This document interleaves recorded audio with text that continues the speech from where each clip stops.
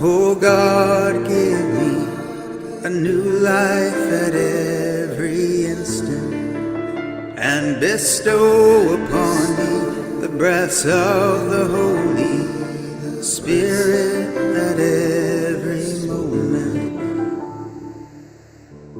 in order that I may remain steadfast in thy love, attain unto great felicity, in order that I may remain steadfast in thy love, attain unto great felicity, that I may perceive the light, perceive the manifest light, and be in the state of utmost tranquility. Oh, perceive the light, perceive the manifest light, and be in the state of utmost tranquility and submissiveness.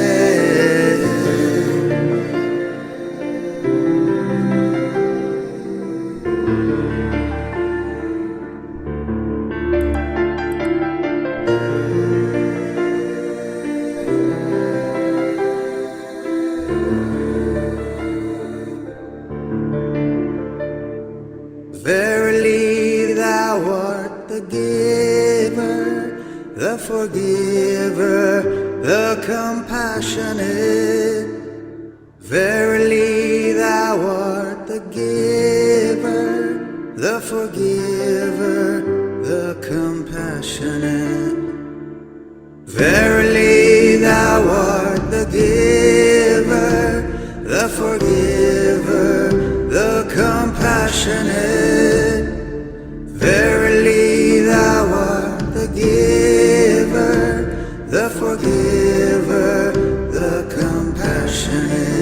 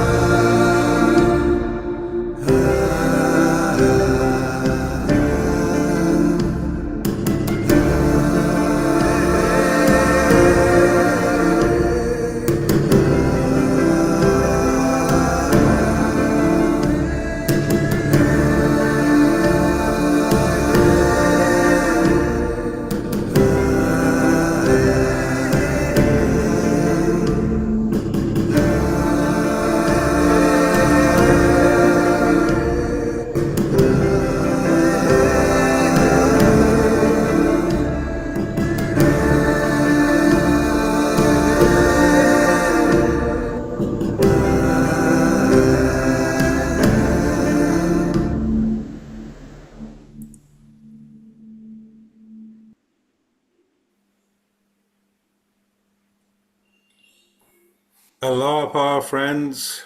Welcome to our series of programs aimed to have the youth in the world engaged. Youth from the ages of 15 to 35 are most welcome to attend these series of events.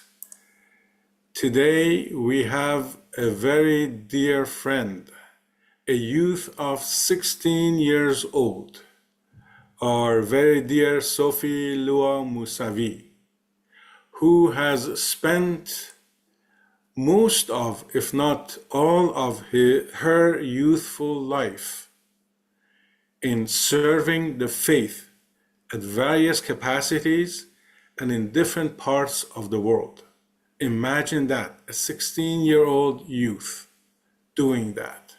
and accomplishing such wonderful tasks. So I will not speak anymore. Without any further ado, please welcome our dear speaker, Miss Sophie Musavi. Please welcome. Hello.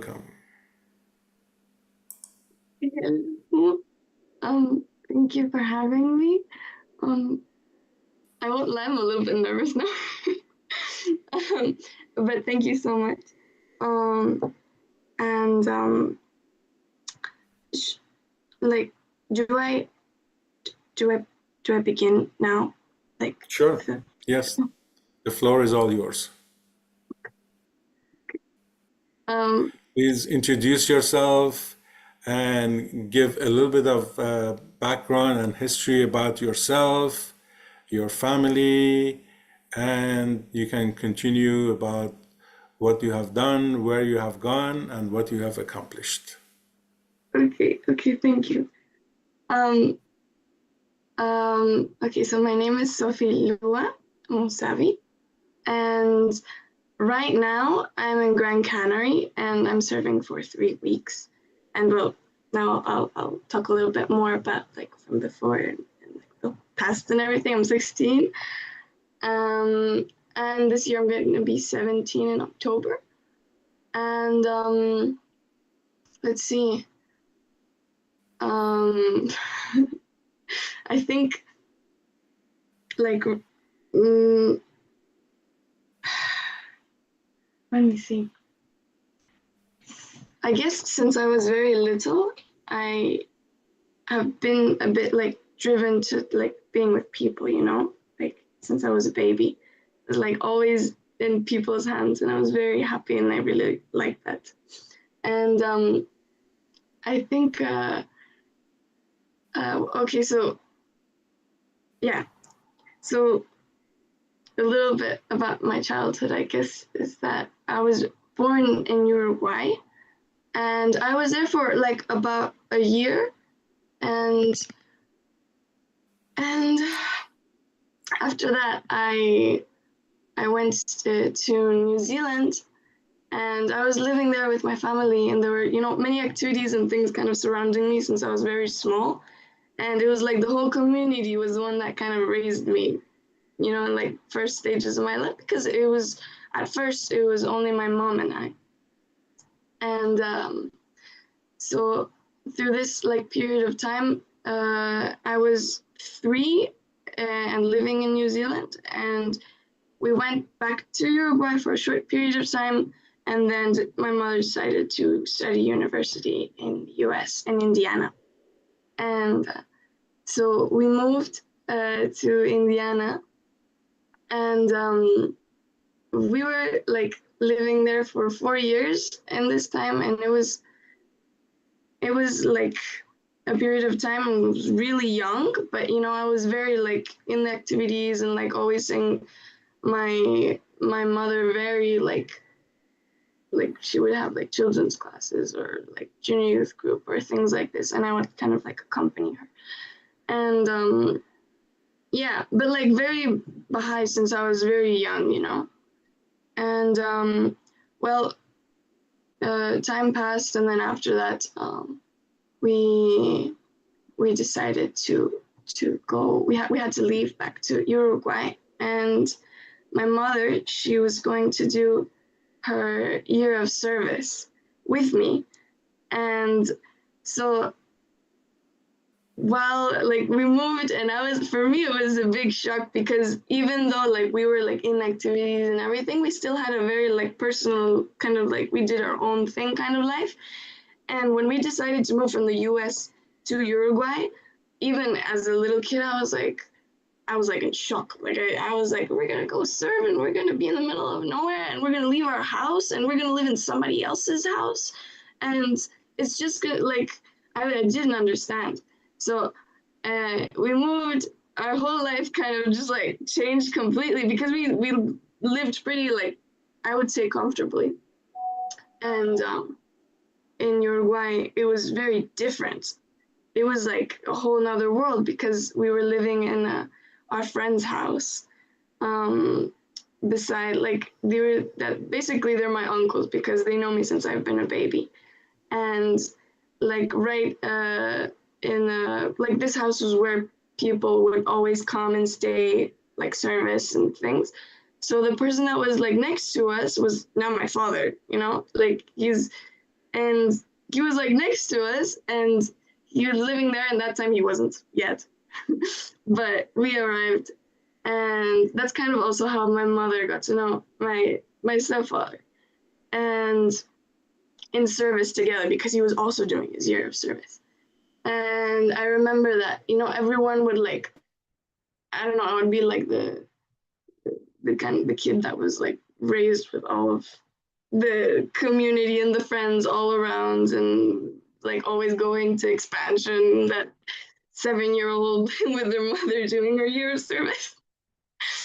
Um, and even like US and Uruguay, these kind of two periods is when I would see my mother. And I think it was a very good example of like what a coherent life is.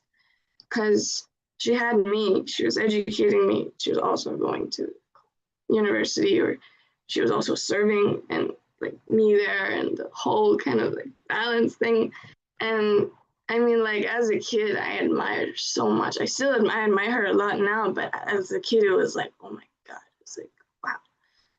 And yeah, so like this time passed, and we were like serving, and then after some time, like I also became like besties with my stepfather now. Like that's how my mother was like, oh, there's a guy who's like really nice to my daughter, and he's a good Baha'i, and I think I'm gonna look at him, I'm gonna think about him.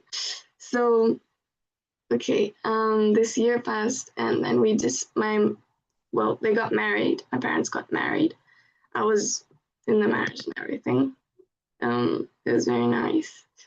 And then we decided to move to Colombia, like completely other world as well, even though it's still Latin America, because Uruguay is a little bit European, like the culture and the way of being. Not completely, but it's very different from Colombia. And like, yeah, in every way. So in this new place that we moved to, it was called, in Colombia, it was called Santander. Well, it's Santander. And we were living in Bucaramanga. And I had moved to a Catholic school. And I was in that Catholic school for 4 years. And I also got to meet like a whole new culture. And it was another like huge shift. So we were like now living with my auntie from part of my stepdad. We were living with her. So we were like 7 people living in the same house. And like also my parents never stopped serving, always doing something, and quite involved. The difference also, but like, was that this place that we were living, is that the activities were like much less. Like the community was much smaller, and I was used to like so many people being around me and always accompanying me, being with me since I was like, and in this time I was like 8 until I was like 10, 11, 12, until I was 12. So from 8 to 12 in this place. And I remember at first, like, for example, in this Catholic school that I was talking about, I had a lot of, like, not prejudice, but I didn't, like, understand it. Like, I was, like, confused, and I was like, why am I a Baha'i going to a Catholic school? And in this time, I was, like, very observing of everything throughout these 4 years. And I remember the last 2 years, I kind of caught a special love for the people and for like the Catholic or Christian, I mean, like the whole thing. Because I mean, like they would like every single morning we would pray, and like their prayers and everything. And I started to relate to the writings of the Baha'i faith. Like I know I was a kid, but I started to relate things, and yeah, so I got a special love to it, and also a very special love towards my stepfather's family, that they all lived there. And yeah, I lived more of a, in Spanish you say criollo, but it means like a very uh I don't know how to say it. I can't explain it, but it's like an experience, living in a place that is criollo is like somewhere that's very very like cultural, or I'd say it's like from your home, your culture. It's like different, but I don't know how to explain this. But it was like very cultural thing, living in that place, because the culture is very strong. The way of being of the people from that place is very strong. And the Catholic school culture, like not culture, but religion over there is also very strong. And it was like interesting going through all of that. My friends would tell me I would go to hell. And I was like, okay. Um, but like even having interesting conversations when I was like 9. And okay, so this time I think I enjoyed it quite a bit. And I remember that when I entered being 11, 12, the pandemic was like kicking in. I was becoming a like junior youth. I was soon to be a junior youth. And this was very hard for me. And specifically being in the pandemic. And, you know, as I said before, like originally, I guess since I was a kid, I was very happy, very nice, always wanting to be with people, always having this love and this kind of joyful, uh, not like just way of being, And then when I was in that age, when I turned 11, 12, 13, around those 3 years, I shut down. I didn't like anybody. I didn't want to talk to anybody. I would like, kind of like full on pre youth burst outs, being like, I hate everything. I don't want this. I don't like this. I would become obsessed with like social media stuff, or I became like obsessed over a certain kind of culture that exists. It's like kind of anime, like animated, like caricatures and things that didn't exist. And I kind of tried to find a refuge in something that didn't exist, that like this kind of culture. And I even started acting like what I would see every day, because I was just watch and watch and watch videos all day, stay locked in my room. Online school is just terrible for me. I almost lost a year. I really, it was like very difficult. My parents were very worried about me, and I was acting out a lot. And yeah, and everyone was like, what's wrong with you? Like, why aren't you being you? Like, why did Sophie turn into somebody that she's not? Like, yeah.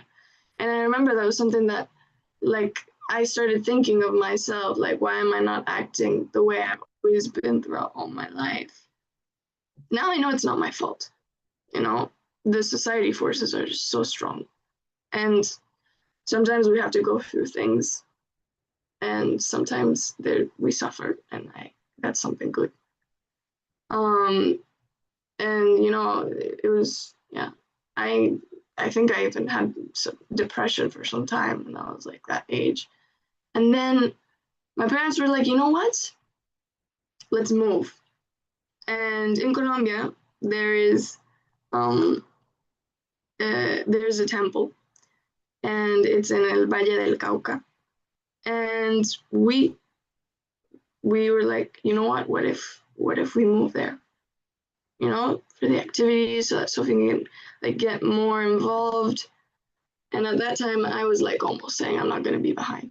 Like, I'm out of. I don't care about that, because I didn't know. I hadn't participated of almost anything. I mean, like I went to many things, but I didn't really know what the Baha'i faith was. By just, even though all my life, even though I didn't, there was something missing. So my parents and I, we like consulted. It was crazy, you know, because even in this stage, my parents sat down with me and they were like, "What do you think about this?" Like they actually asked me and talked to me about it. And what do you think about moving to this city where the temple is? And you know, I still wanted change. Like I didn't like my life. And the moment I was like, okay, let's move cities. Let's go to this place. And soon, like I think right in this moment was also when my little brother Noah, he was born. And I think these two moments kind of correlated, right? Like he was born, we were going to move. Also, a fun fact, we had two dogs, and in our family, we've had like 12 different kinds of animals that I have adopted, bought, or whatever, and they have to leave because we move or something happens. And at that time, we had two dogs. And yeah, we both had to give them away to our family or friends. And we moved. We went to Valle del Cauca, and like I changed schools to a school called Alas. And yeah, I changed schools and I went to this and we moved to this new city. And I remember I was only there for like a month and I hadn't gotten to know that much, right? We were living in the middle. We were living not in the middle, but very near the it was not urban. It was like how do you say it? Far away from the city. Yeah, far away from the city. We were living far away from the city, and we were like more in the rural zone. Yeah, that's how you say it, rural zone. And yeah, just like 1 month had passed, and I kind of started going to my school, and we hadn't like gotten incorporated. We didn't go like immediately all the time to the temple. So this month passed, I think, and my auntie, she was like telling the whole family that we should go on pilgrimage. And it was a plan that all of the family was supposed to go to pilgrimage. And like from some reason, from some divine reason, nobody could go except my auntie and me. So in that time, I was still in my kind of like hole of just being, I don't know, I would say grumpy or not getting many things about the faith. And I wanted things that, you know, the way that the world kind of does this kind of marketing towards like desiring things that other people want. Like, for example, even if it's like traveling, like going to Paris or going to some famous country or something like this. And I remember she said, "We're going to Haifa." And because she sat down next to me in a room and she was like, "I have a surprise for you. You're going to Haifa." And I sat down and I was like, why don't we just go to Paris? Like why don't we go somewhere else? And I didn't understand. And she was like, "Okay, dear, we're going to go to Haifa. We're not going to Paris, but just be happy with this." And I was like, okay. And I was like, okay, another trip. I'm gonna do a trip. At least I'm gonna do that. And that's kind of what I was thinking in the moment. And I didn't kind of like think about it that much. Like I didn't even prepare. I was 13 and I hadn't like prepared something. Like, usually before you go to pilgrimage, you read the writings or stories or the history of the faith. But in this case, also it was a decision from my aunt. It was like, no, let her just be in Haifa and see truly what it is without expecting it. And I remember that the day before we left, we had to do our check-in in like we were on the computer, and everyone was like suddenly like worried, and I was like, what happened? And I came up to my aunt, who was like trying to do the check-in on the computer, and she was like, it looks like they scammed us with the tickets. And my aunt, she was like very worried because everything was prepared, and it seemed like we had gotten scammed with this ticket to Haifa. And for some reason, I was very calm. Like my parents, my aunts, I don't count my little brother in because he was like too little, but still, everyone was worried. And I was very calm. And that moment, I sat down and I thought, and I was like, why am I so calm right now? Like, I don't understand why I have this sense of peace like inside of me right now. And I was not like I didn't pray that much. I didn't do that much. But in that moment, I was feeling like that. And I sat down and I started to say the tablet of Ahmad while my parents and my aunt were just like trying to do the check-in. And in that moment that I started saying the tablet of Ahmad, I think I realized like what was about, like where was I going to go, what was actually going to happen, and the meaning it had. Even though I didn't like inherently know it in the moment, I wasn't super conscious of it. But saying the tablet of Ahmad in that moment was very, I think, important for it and the devotion that I felt. And right like 5 minutes after I prayed, done. Not a scam, nothing happened. Magically, everything got solved. It was like, okay, like everything just worked. And we were very relieved and we got the tickets. And so we went to Haifa and we took off with my aunt. And I didn't know what to expect, honestly. And also before we went to Haifa, we went to Jerusalem to see the contrast between, because that's also a place of pilgrimage for Christians, Catholics, and everything in it. It's a place of like it has a weight. It has a spiritual weight. I believe that Jerusalem, because a lot happened there, and it makes a big contrast to going to Haifa. So when I went to Jerusalem, even the air to me felt heavier. It had a lot of history, but it felt heavy, spiritually charged. And I recognized that. And then I went to Haifa. And when we arrived, like through this the whole path, like I say the path, but just like the way that we went from the airport to reach where the World Center is, we had to take different buses, and we didn't understand the signs, and we didn't speak Hebrew, and we didn't understand. We were quite lost. We didn't have a particular plan on how to arrive. And through this whole journey, like people were just like sent from God, I'd say, because random people, they would really help us so much and say, you have to go here, you have to go there, take this bus, do this, do that. And one of these people, he accompanied us all the way until we reached the World Center.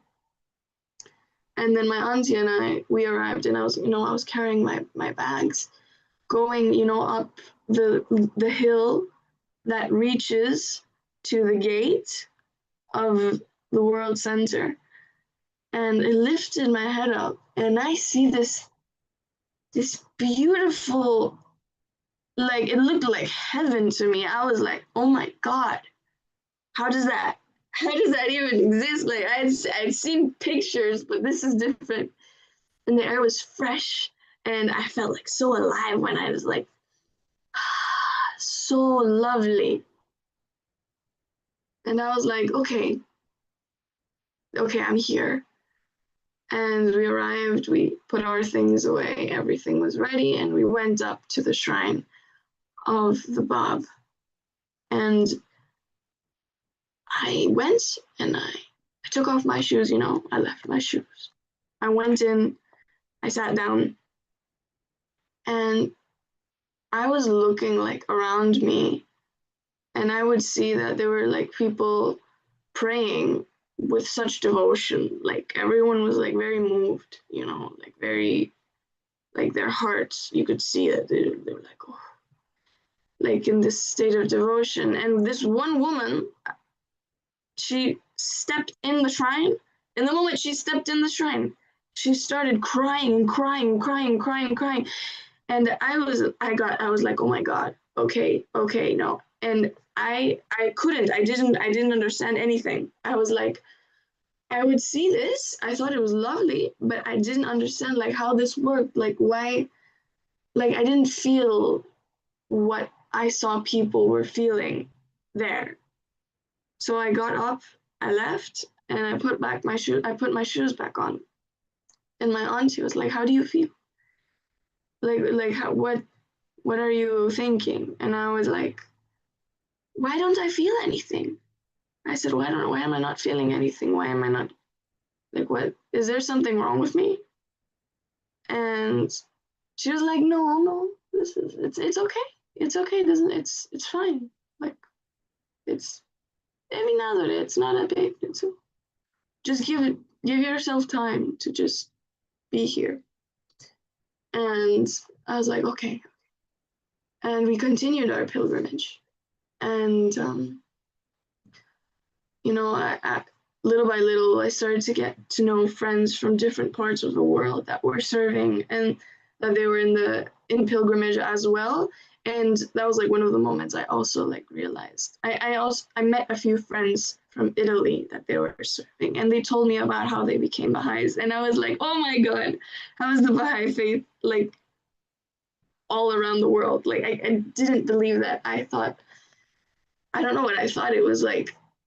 I thought it was just like a more local thing. I don't know. I didn't believe it.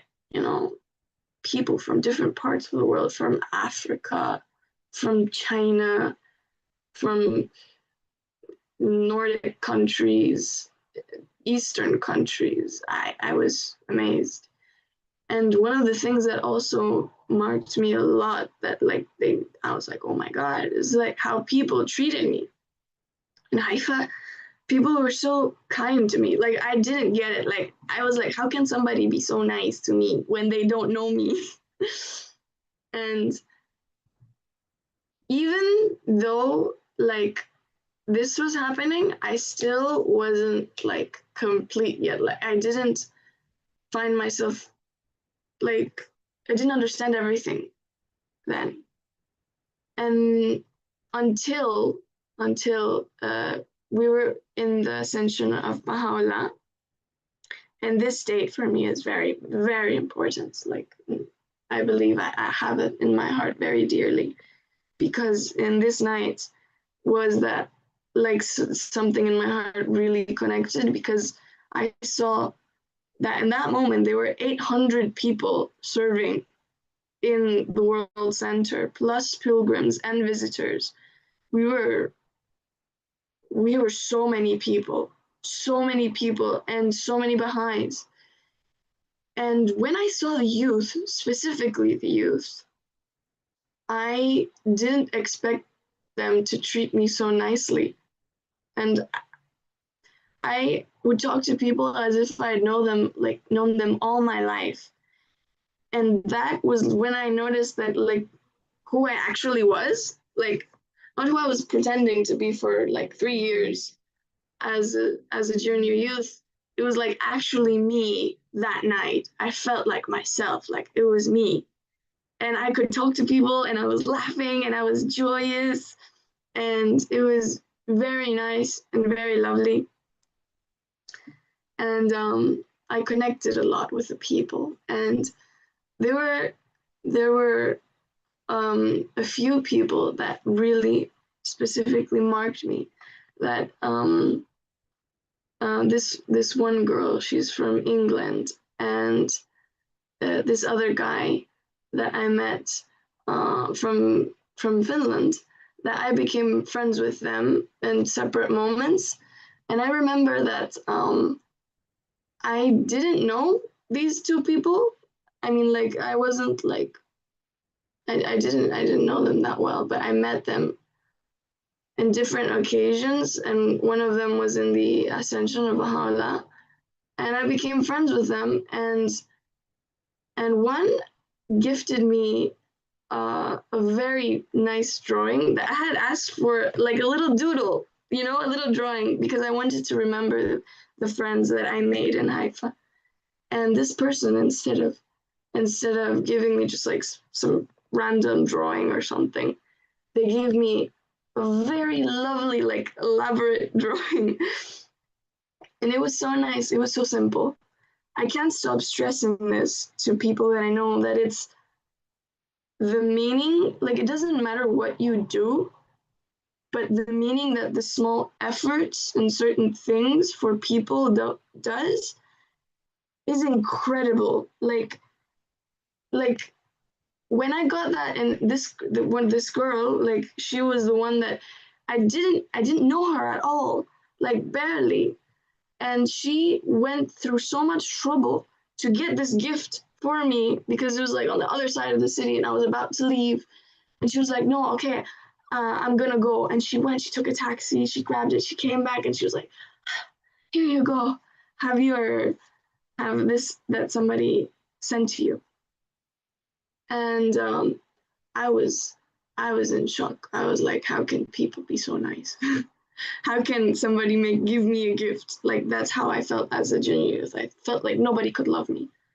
That's like sometimes I feel like you need that love from outside of your family as well. Like even though you have the most loving family in the world, if in your environment or in your life you don't have somebody else that shows you in some way, one way or another, that they love you, it's very difficult. And that was like my way that I found that. And I clung to that. I clung to that, like that I knew that I was loved in a way by other people as well, even if it was just like through a tiny act. And I went back to school after that. I finished my pilgrimage, and I went back with like a different, complete way of being and everything. Like my whole life changed. And I told my aunt, I want to serve, and I never want to stop. Like from now on, I'm never gonna stop. Like you're not stopping me. Like nobody's stopping me. This is not gonna. I was like, we're done here.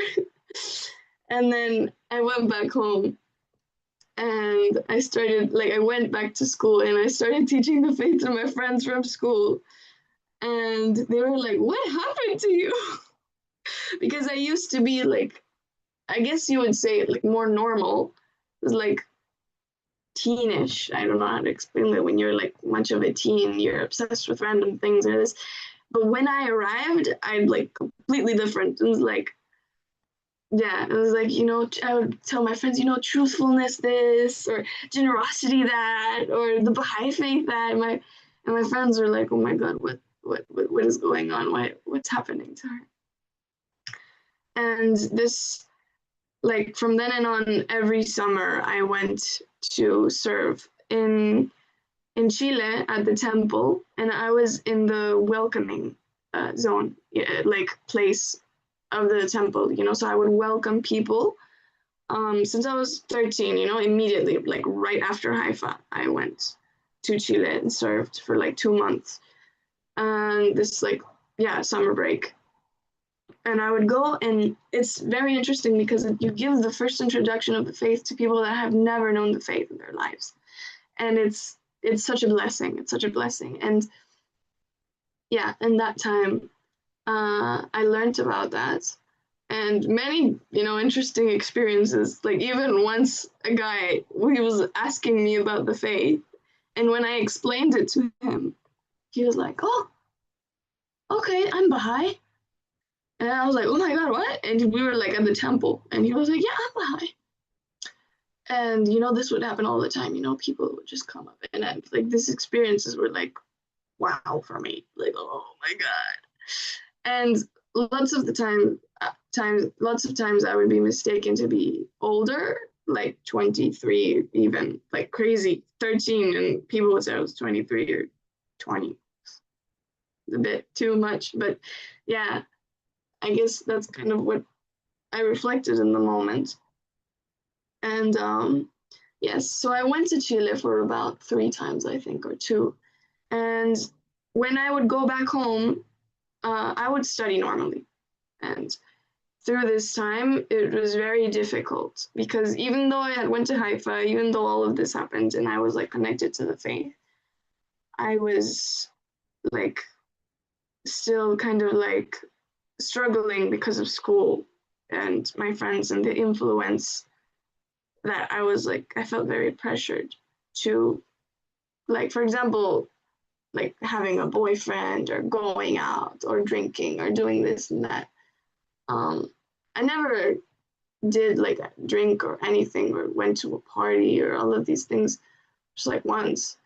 But even so, I felt this big weight on me. Like I wasn't the saint. I will say that. It's not like I feel like the thing was mostly like I felt judged because I would say that I was Baha'i and I would say my principles, and my friends were like, oh, so you have to be perfect because if you're Baha'i, you're perfect, right? Because it sounded like something perfect. And I was I was 14, so I didn't know what to think about that. I was still kind of like developing what my perception was of being a Baha'i. And I felt so pressured to be perfect and doing everything right. Because even my friends, when I did something that wasn't completely in line, they were like, oh, you're behind. You're not doing what you're supposed to be doing. And I feel like that pressured me a lot. And yeah, it was difficult. It was difficult. And I felt many times. I I was, yeah. Yeah, and I had difficult friendships sometimes and things like this, and I went through a lot of hardship through high school and middle school. Mm, but overall, it still was very nice, very good. Because actually, a little interesting story is that uh, a few months after I came back from Haifa and I was in middle school, there was this one boy that I liked, and he became my boyfriend when I was 13.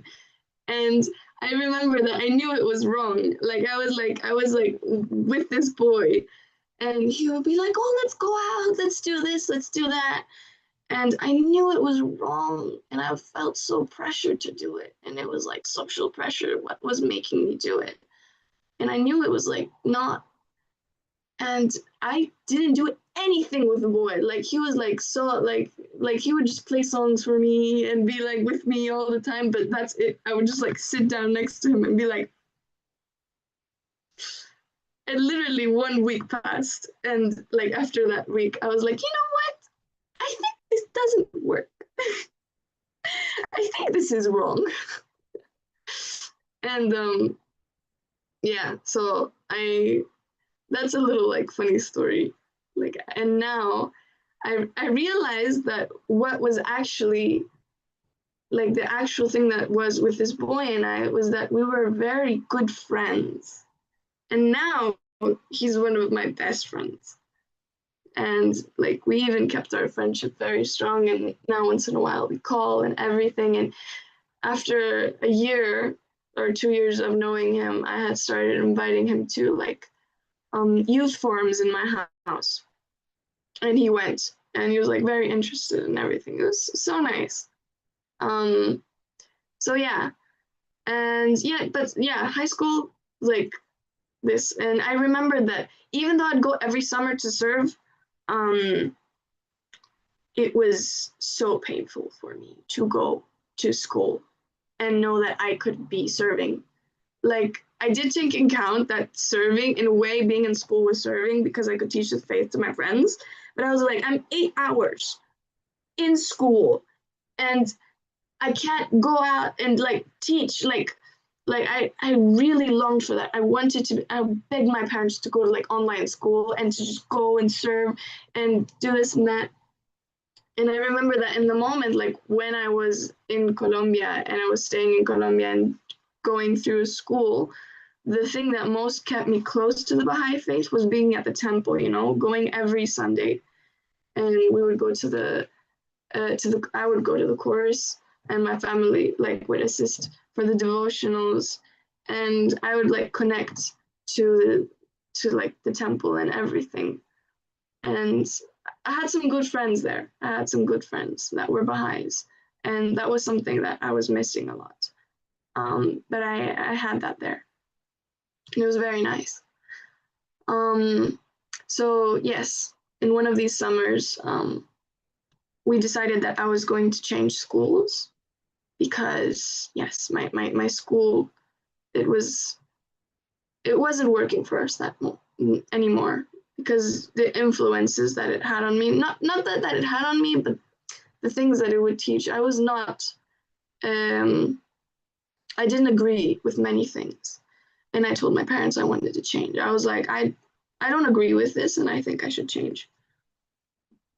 And so we decided that I was going to change to go to the Baha'i school in not Valle del Cauca, but in Jamundi. That is very near. It's like next to. Actually, no, Jamundi is part of Valle del Cauca. I went to a Baha'i school, and to go to this Baha'i school, I had to wait 6 months. So in the period of 6/7 months, 8, I don't remember, I think 7 months. In this period of time, we decided I was going to go out and serve in Chile, and then I was going to go to serve to Italy. Like, this was the idea that I was going to serve in Italy. So I prepared for like going to serve in Italy because I had some friends that they had recommended, and they had said that that in Italy, in this specific place, I don't remember the name now, but it was a certain city that was like focusing and like had a lot of Baha'i activities. And yeah, a lot of Baha'i activities, a lot of things going on there, and that they had like a program for people of service. So I started to learn Italian. So I sat down and I started to learn like Italian at home, and I wouldn't like stop. And I was like all the time speaking in Italian, writing in Italian before I left to Chile with my aunt. And then I reached a level that I could say that I would speak pretty fluently. Now I don't remember that much. A little bit, just a little bit. But yeah, I spoke very well, and I went to Chile and served for 2 weeks or something like that, like 2 weeks or 3. And my aunt and we were looking for places to stay so I could serve in Italy. And for some reasons, because of housing and technical, like logistical things, we couldn't go. Like it was not possible because I was 14, very difficult, so that I could stay alone somewhere. So I had to go with my auntie, and we had to like rent some place, and we didn't find any place. It was so difficult, and I was very sad. I was so sad because I wanted, something inside me, like somewhere inside me, I wanted to go like to Italy because it's one of the countries that is very like there's a lot of propaganda of going like to Italy and like going there, have like try the food, be here, the culture, and this and that, and it's very nice. I have friends from Italy, but the reasons why I wanted to go, I realized weren't all of the correct ones, and even so, like seemed like God didn't confirm in that. Everything was prepared except like the housing and everything. So then my auntie, she was like, and why don't we go to Gran Canary? And I was like, what is that? She was like, it's an island from Spain. And there's actually a video of me crying, saying that I don't want to go to an island that's in the middle of nowhere. And I don't want to go. Are you gonna take me somewhere that's next to Africa? And yeah, so I was like, I didn't want to. Like at first, it was like no, no, and then the next day, my auntie she calls her friends that live in Grand Canary, and she asks them like, how can we go? And they say, oh, you can stay with us, as long as you want. It doesn't matter. You can like whatever you like. We receive you immediately. Like anytime you want to come, you can just like come now. They said like literally come tomorrow if you want, and it was like immediate. And my auntie and I, we called them, and then we booked the ticket, and like less than a week later, we decided, uh, no, we took a plane and we went to Grand Canary, and then we flew to Grand Canary. We arrived, and the first day I arrived, like immediately after I arrived, um, I went to a devotional, and that's where I met a few friends that were like the service, the youth of service were there, and a few Italian friends that were living here.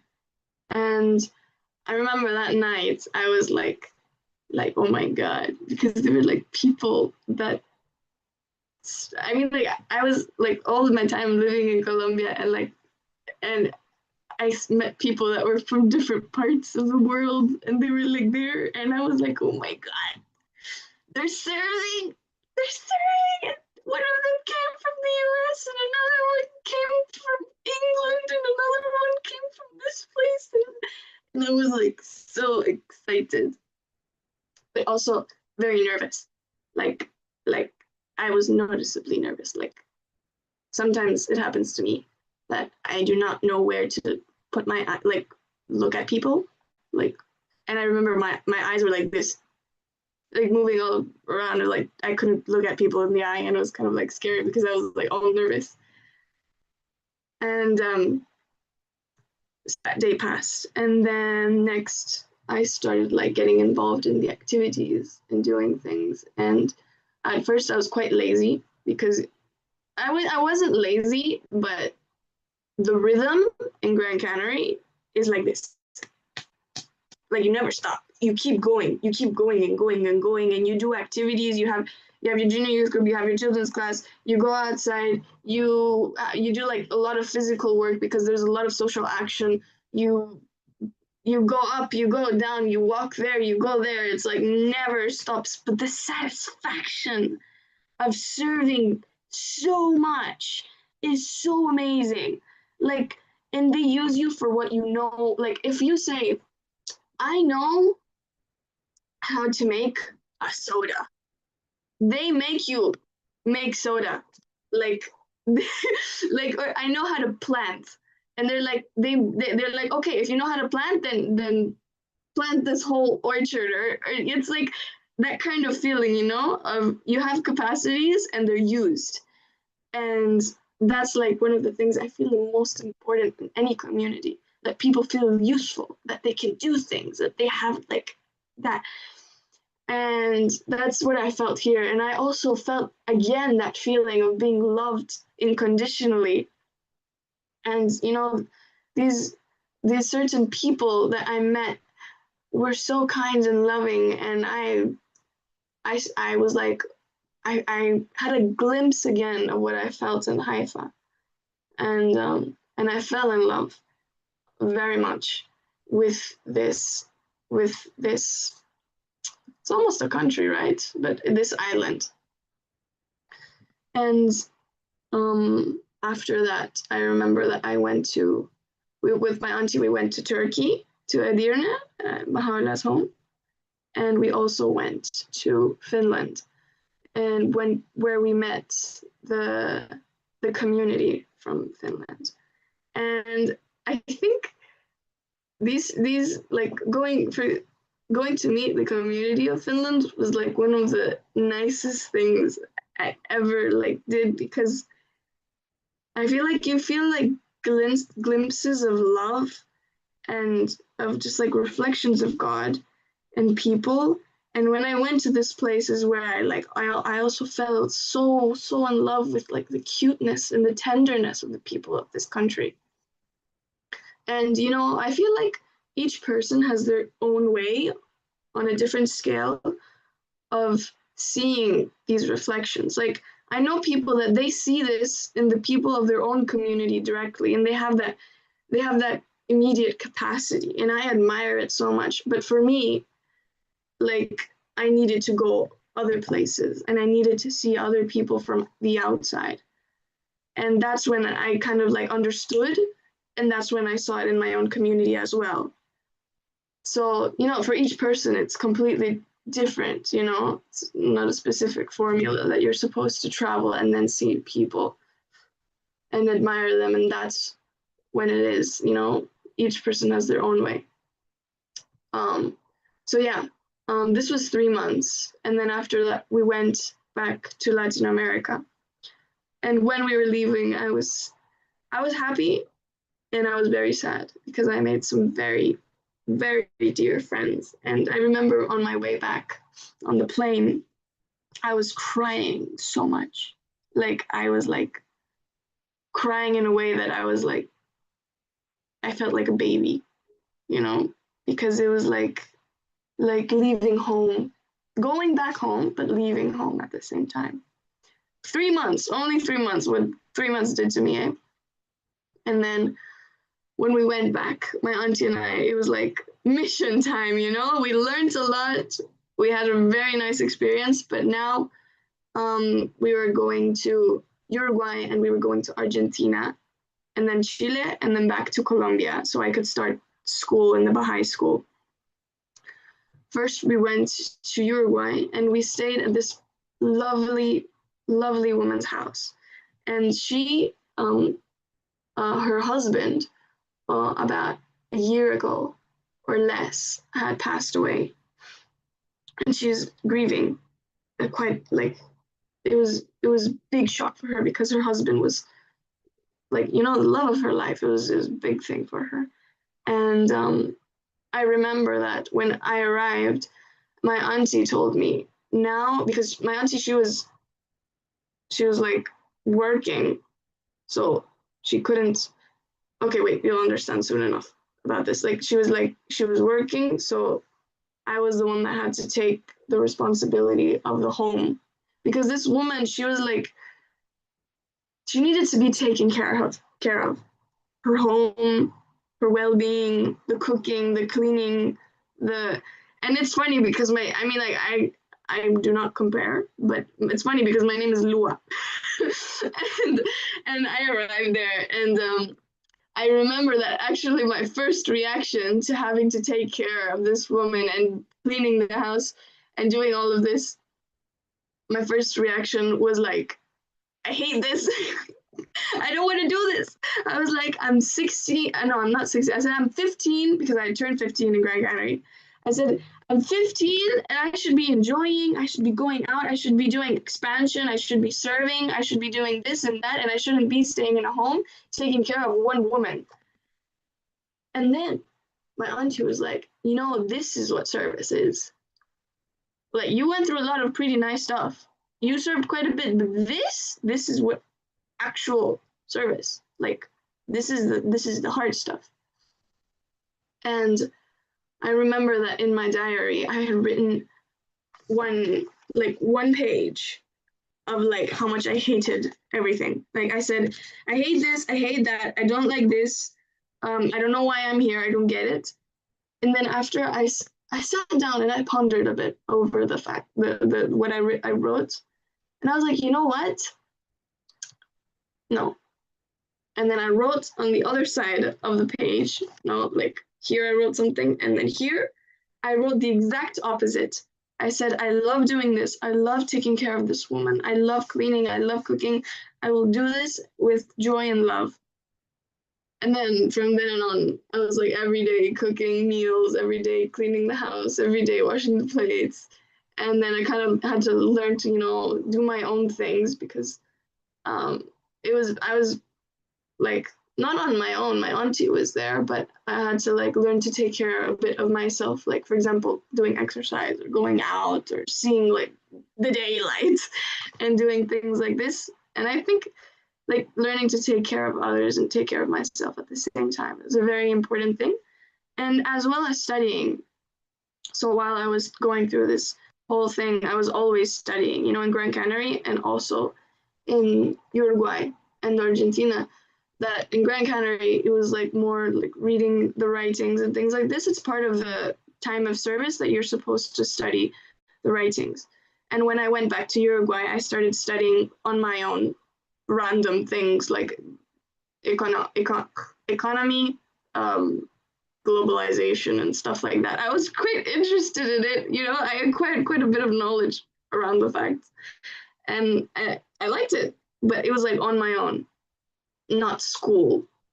Um, so yeah, and in this time in Uruguay, we also invited the friends to this woman's house, and we played songs together, and we taught the songs from Gran Canary to the people from Uruguay, because they were also like starting to expand their own community and start doing activities. It was the first time they did nucleus meeting, and my auntie and we joined that so that they could we joined so that we could also help. So we did expansion with them, we did the nucleus with them, we learned together how to read and understand the messages of the House of Justice. And throughout all of this, sometimes I would understand and sometimes I wouldn't, but then I like the letters of the House of Justice, and I would sit down and listen, and I would paint while, I would sit down and listen and be like, okay. Sometimes I would get it, sometimes I wouldn't, but I think it was important that I was there for that, listening to it. And I think it was very lovely and important. And, the guidance is one of the most important things in a community, because if you don't have the guidance, then everyone has their own way of thinking, and it goes through different branches. And having a unity of vision is one of the most important things. So that's I learned that in that time, that we would go. We knew many communities that had different kinds of nucleuses, and we got to know that. And we went to a summer school in Uruguay, and we also went to the summer school in Argentina. Made some very good friends in Argentina. We played the songs in Argentina. Now, great part of the community in Argentina plays songs like El Amor, and from Gran Canary is it's a song from Gran Canary. And yeah, we only brought the song, and then that spread it like wildfire. Everybody started singing and everything. Very nice. My friends still send me videos of songs in the community singing them. Yeah, so then I went back to Colombia, and I went to Chile for a week or so, or less. I don't remember how much, but just a week or 2 weeks. And just was there for a short period of time. Also went to serve a little bit the temple, but not that much. Because we went through a whole big trip. It was absorbing everything we had learned. And then I went back to Colombia, and immediately, at first I was mad at the fact that I immediately arrived to Colombia the moment, the next day of the flight, the 6-hour flight. The next day, I had to go to school. I had to wake up at 6 a.m. and go to school at 7. And I was like, okay, we're never gonna stop, Sophie. We're never gonna stop. No chilling here. So I started school, and I remember that when I started this school is I would say half public. It's not public. It's a Baha'i school, but it's it's very much from the neighborhood. It's very how do you say very much neighborhood kind of school, small school, and locals go to that school. And I had been used to all my life. I'd been used to going to schools that were private. I would just go to private schools where there were a lot of rich kids and stuff like this. Not that I was rich kid or anything, but it was just a thing, And when you go to Catholic school, everyone's a little bit all pristine. This school was different. You know, the materials of the school were from Fundaek, which is like Fundación. It was it's how do you say it? Fundaek. Well, I think many people from here know what Fundaek is, but it's like the materials of the PSA and things like this. And instead of having the PSA, we would study things such as um, um, in Spanish we say language, which would be like Spanish, or in English like English. So we would have like subjects, language, physics, mathematics, everything in the kind of like PSA style made by Fundaek. And I guess, you know, and these materials very interesting because they kind of like made me think a lot. Like my brain was exploding. I was like, oh my God, what? Like I was not used to this kind of learning, you know? And they would like relate certain concepts, such as, you know, movement in physics. They would say, okay, what is like physical movement? What is physical movement? Like going from point A to point B, what is like a curve or this basic stuff. And then suddenly it was like, what is a social movement? And I would be like, you just related physics with like social stuff. And I know it seems pretty basic, but you know, that doesn't happen in normal schools. And I had a really good teacher. He wasn't behind, but he was behind, you know what I mean? You know, when someone is not behind, but they are behind, like their heart, like you just know, like he was a very good teacher. And I feel like he marked a lot of like my kind of learning, like academic side. Like he would relate things in a way, you know, because the Fundaek in a certain way like has this way of teaching, and it teaches the teachers how to teach. And he had learned a lot about that, and in the academic way, guiding in a very, very wonderful way. And the way of like a way of thinking that makes you think of like how to solve certain problems instead of just knowing the answer to some like random question.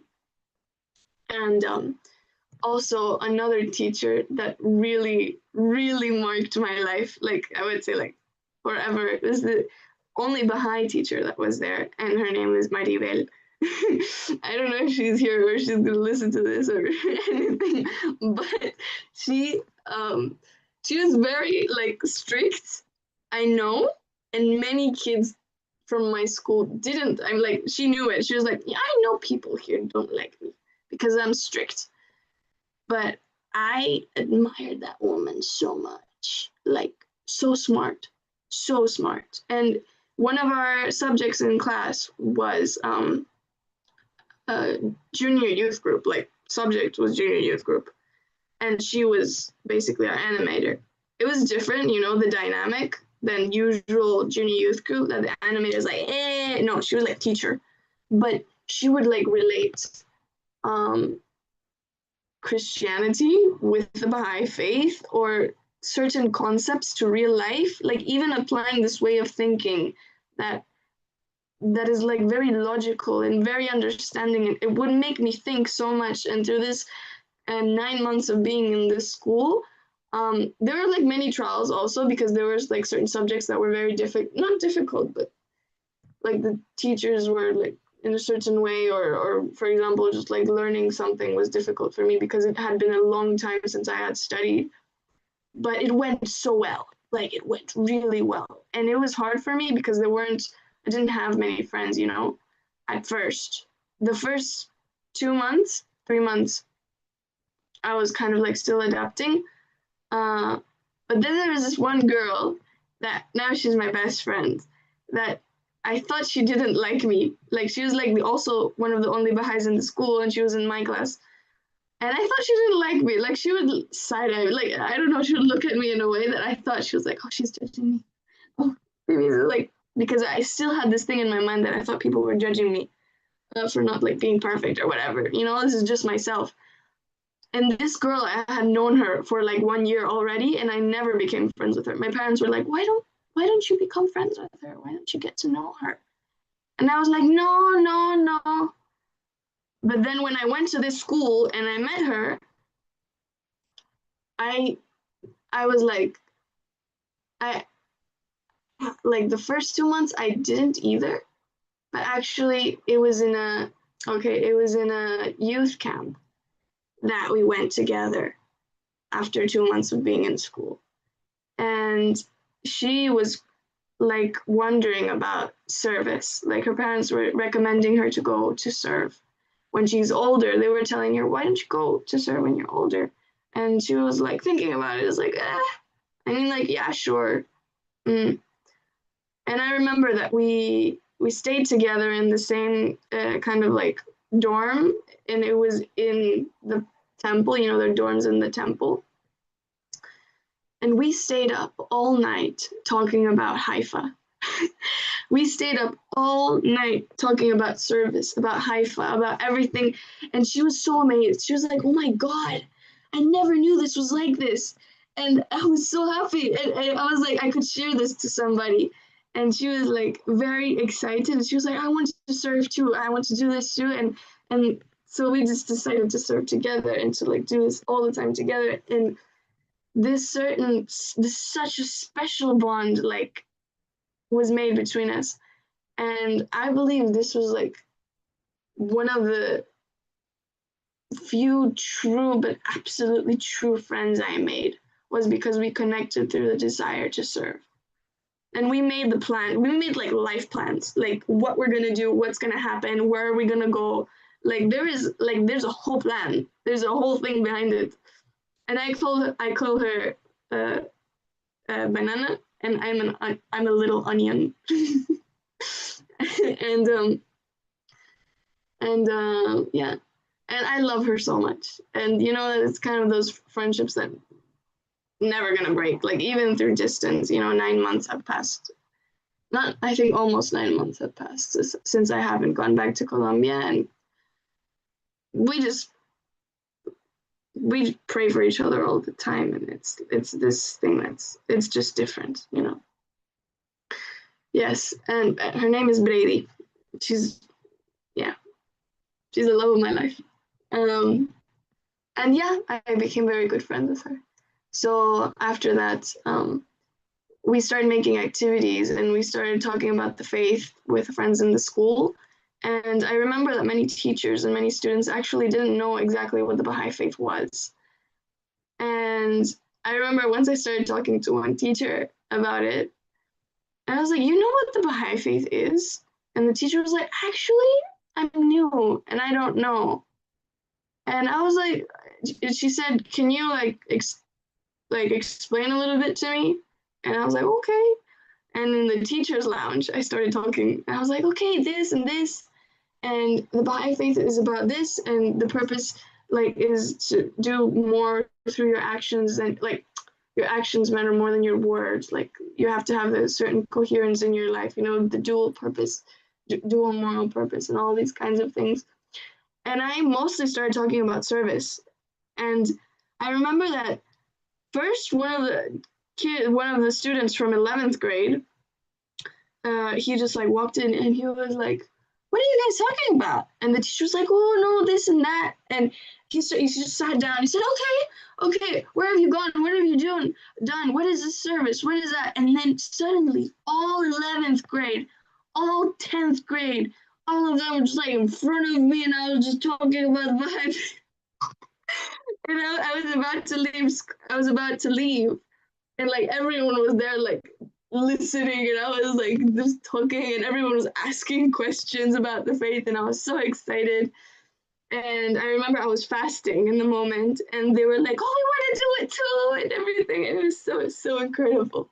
It was very exciting.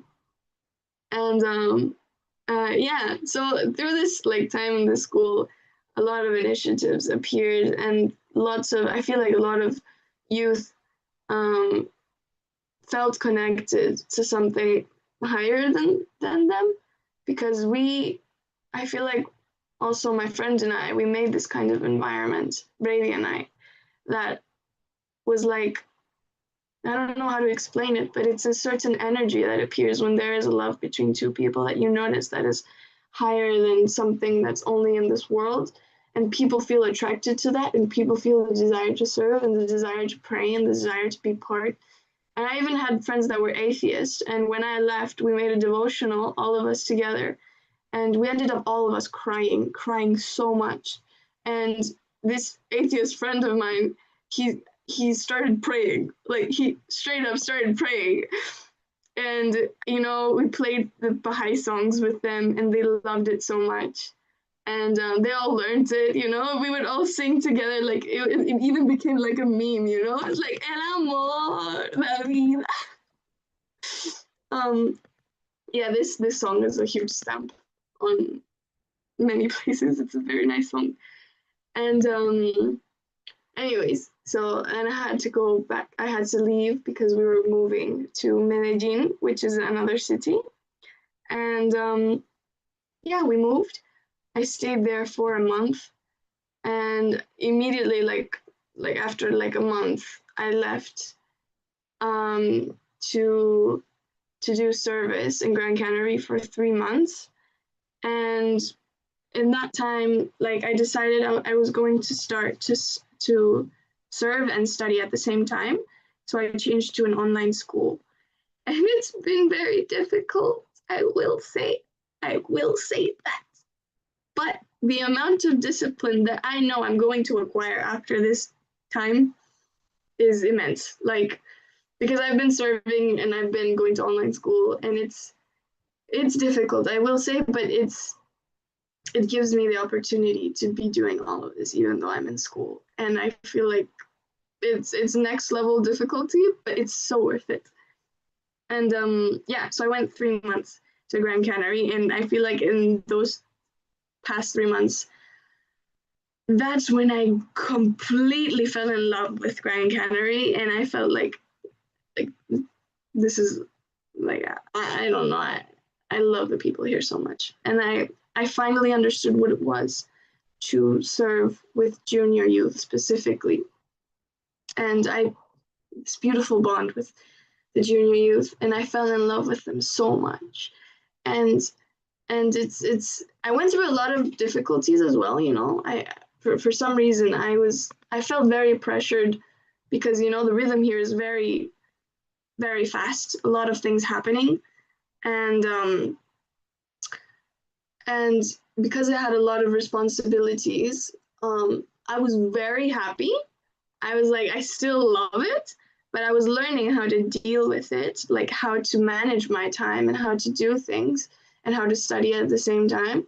So I got a bit of anxiety for some time, and I felt very bad with myself. It was like very difficult for some time.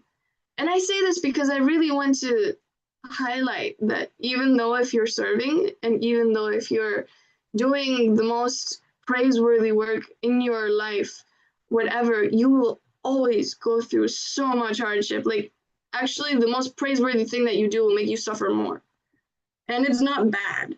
It's good, and it hurts, but it's good. I mean, like, I think I know that. And yeah, so in that time, I connected with the junior youth a lot. And for the first time, I learned how to play football. I was afraid of playing football. And, you know, my mentor, he was like, one day I was feeling so down, and I was so, like, it was difficult for me to even just like talk. And I was like dead, and we were in the park, and he was like, why don't you come play football? And I was like, no, I'm not gonna go. Like, no. And he said, no, you come, you have to come. Like, come on. And he basically was like, you have to go. And I was like, okay, fine. Because I have a good capacity, which is obedience. And I started playing football, even though I was really down and I was feeling like terrible. For some reason, I was just feeling bad with myself. And I started playing, and I played so well, and I loved it so much, and it was so fun. And I remember that after that, I just like started talking to a bunch of youth. We went out, we started talking about the activities. We was like joining to go to some things and like activities and stuff.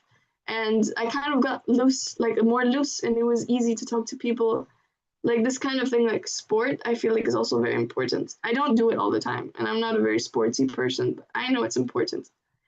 Um, like to keep yourself active and doing things. It gives you happiness. Um, yeah.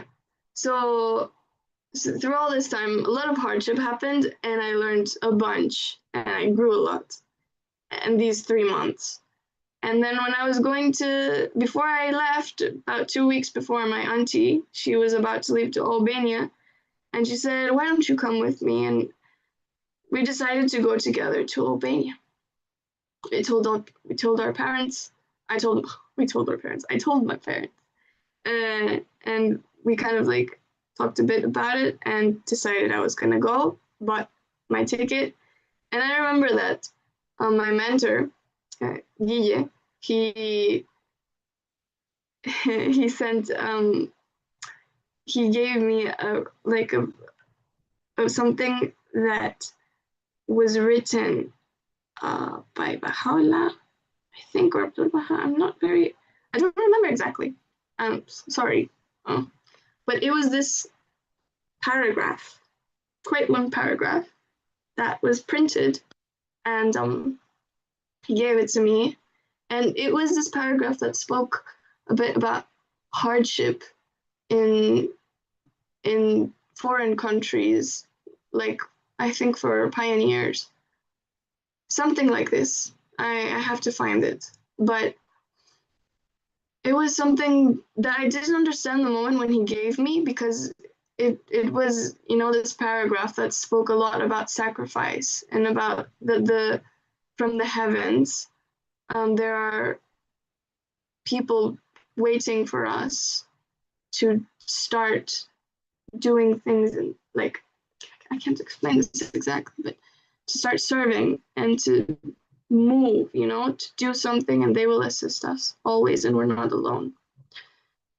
And yeah, I said goodbye to my friends in Gran Canary, went to Albania, and the first weeks, like 2-3 weeks, were actually, I think the whole thing was quite, like, not difficult, but like it was, I'd say, what true pioneering is. I wasn't a pioneer, my auntie is a pioneer here, but I felt like I understood.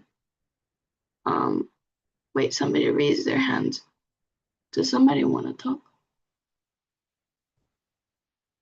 No? Okay. Oh, okay. Anyways, well, okay. Where was it? Yeah, okay, so we went to Albania. And wait. So yeah, when we went to Albania, it was like these first weeks that were very difficult, because we were living in a 30 square meter house with just my auntie and I, and we lived 40 minutes away from the focus neighborhood, so we had to walk quite a bit to get to the activities and to the things, and it was crazy, because we didn't know the language, we didn't know the culture, we didn't know the people. It was like the culture is like so different. It's like nothing to do with us. Like we've never known something like this, and at first it was quite like we were our only kind of, we felt like we were our only support, my auntie and I. So we were one day, I think we were quite sad because we felt alone.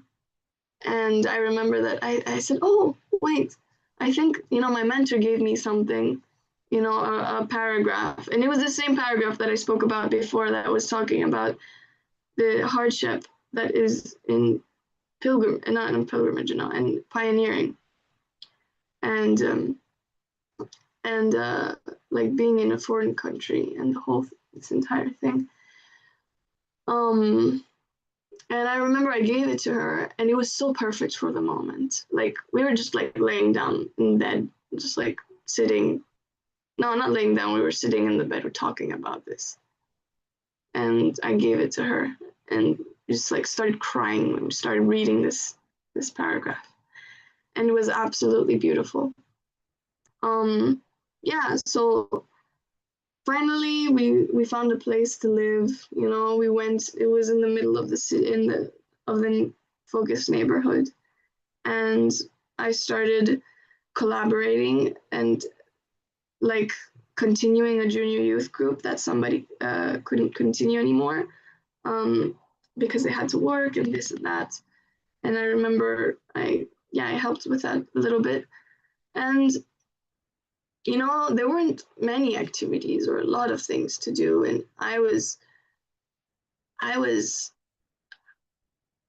didn't know if what I was doing was right. It was very difficult for me to think about that because I was like, what if I'm not doing enough? Because in Grand Canary, I was used to never stopping, like always moving, always going this, doing there, doing that, social action, uh, junior youth group, children's class, that this, someone needs help, someone needs that, go, go. But this time it was different because there wasn't almost anything built. Like we were the ones building what was going to be there, I think, as I understood.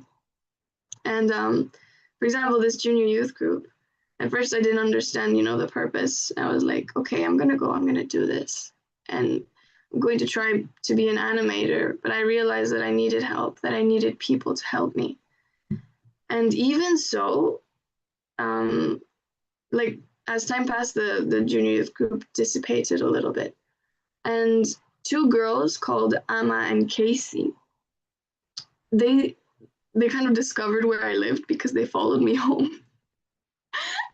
And one day they appear at my door, at the step of my door, and they're ringing my bell like, ding dong. And okay, so what happened was that these girls, they basically for like 2 weeks or like a week and a half, they came to my house every single day. And I was like their second mother, I swear, because I was studying and they were playing and doing this and doing that. They were, I think, 13 years old or like 12. And I remember that I, like a lot of times when I'm with junior youth, I try my best to remember myself when I was in that time and remember what really made me happy. And it wasn't that someone would correct me or tell me what was good or what was wrong, or that what I was doing was something wrong. Because like these girls, they were very rude. They were like, they would, you know, yeah, or they would like stick your tongue out or be like curse all the time or like I hate you or things like this. And I remember I thought of correcting them for some time. I would look at them kind of like disapprovingly, like, hmm. But then I realized that I shouldn't do that. Like, I should not do that. It's not part of it. I just have to love them. And I loved them. I loved them so much. And I tried my best to take care of them. I didn't actually, like, not physically, but they would say something or do something or whatever, and I would just approve. Like, okay, it's okay. Like, you want to do that? Then do it. You feel like you can do that? Then you can do that. Or you want to make ice cream? Okay, let's make ice cream. You want to play this? Okay, let's play this. You want to, because I had a bunny. You want to play with my bunny? You can go play with it. And simple things. And I think it's just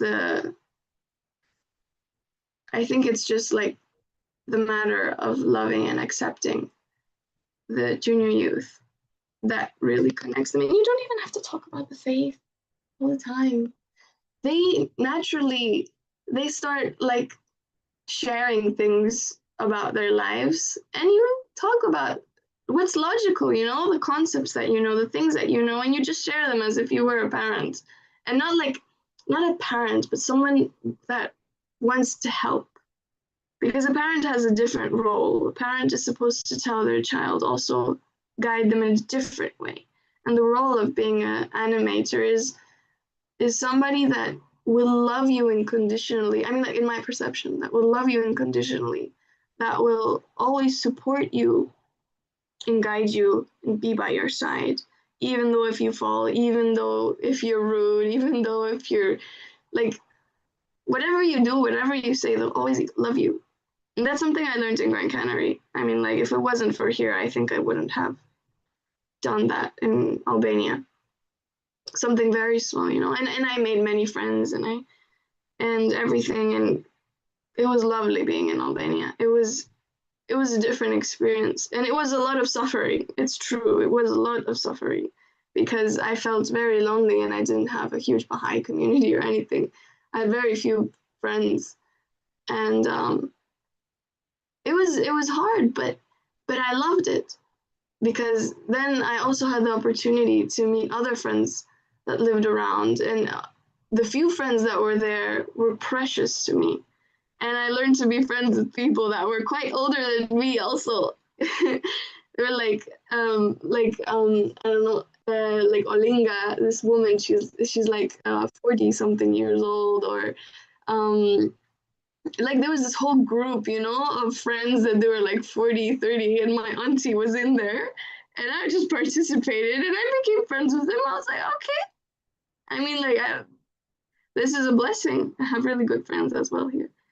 But like then after that, we went to a seminar also in Attiki, Greece, and learned a lot. And that's when I found very, very, very dear friend of mine, but also like many dear friends of mine. But I feel like she's somebody I love a lot, a lot, a lot. And she's Ard Maria. I don't know if she's here. I think she's here, maybe. Um, but I became such close friends with her, and I feel like these little tiny times that we were together, because we also went to a youth conference where there were 500 youth in Romania, and we went there with her. And I remember in Greece and in Romania, this girl was like so nice to me. Like, I don't know, for some reason I felt very close, and I loved her so much. And also like the friends from Kosovo, the friends from different countries, and all of these things, and sharing our experiences and our lives, and what am I going to do when I'm older, or how is my life, or what am I thinking about, what are my reflections. And these kinds of things were like the ones that kind of kept me going and kept me constantly in love with the faith as well. And I will be honest that when I was back in Albania for the last weeks, I was I was missing all of my friends, you know, that I had made, and for some time I felt a bit bad. I don't know. I had this like my heart felt like heavy on me, you know, because I felt like I hadn't done enough in Albania, and I felt like I hadn't been enough, and I hadn't done a lot of things that I should have, and that I wasn't enough. And like there's that feeling, and so much that I like stopped praying, and I couldn't, like, I don't know what happened, and I felt very bad. But then I I feel like I needed some time, because sometimes I remember I throughout my life I also put myself down a lot, you know, like asking myself, I have to be perfect, I have to do this, you know, even in, like when in school, when my friends would tell me I have to do everything perfectly. And one day that I did something wrong, it was like, okay, I'm just a bad person now, and I'm not I'm not enough, and I can't do this, and I'm just bad. And then I feel like this time that I kind of rested, and I know it might sound a bit odd, but I left some of my usual responsibilities, and I don't know if I kind of like rested or something happened in my heart that kind of made me recuperate. Not from something bad, but I needed time to let go. You know, even in school, like in the online school, I left many of my, like, not left, but stopped studying for like a week or two. And sometimes it's like, I feel like it's not wrong sometimes that you fall. Like sometimes you just can't, or you're going through something, and it's okay. And you shouldn't be judged for it. And yeah. So that's something I learned a lot, because throughout like a lot of times in my life, I've been nervous about doing things perfectly or doing things as they should have to be. And I think one of the biggest learnings also that I'm still working on is like, you don't have to do things perfectly, and you're not that different from others. It's not like, you know, yeah. And it's like always admiring other people and always recognizing that no one is perfect and you're not perfect either. So yes. Also an interesting thing to talk about, like before I finish, is that in the the conference, the youth conference in Romania, that was quite big.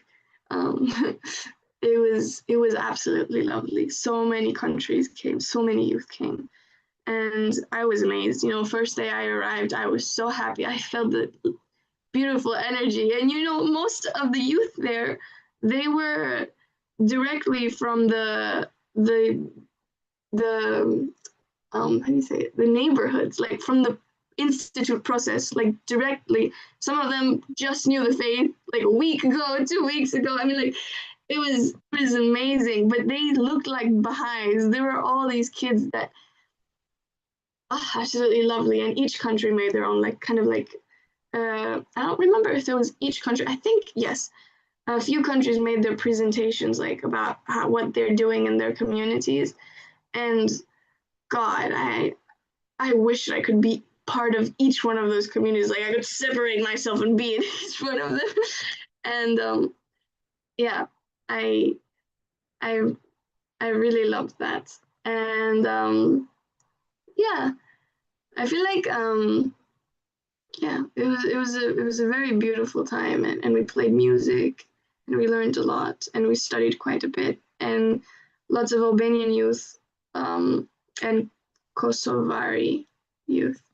We were together, and we started, you know, playing the traditional songs, dancing the traditional dances and things like this, and it was lovely.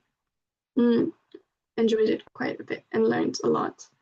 Um, so yes, and yeah, after that, you know, made some very nice friendships and good close friendships um, with the Albanian youth, um, and and yeah, and I don't know if I mentioned, but I got two bunnies in Albania, very cute bunnies, and the girls would play with them all the time. The junior youth I had talked about before.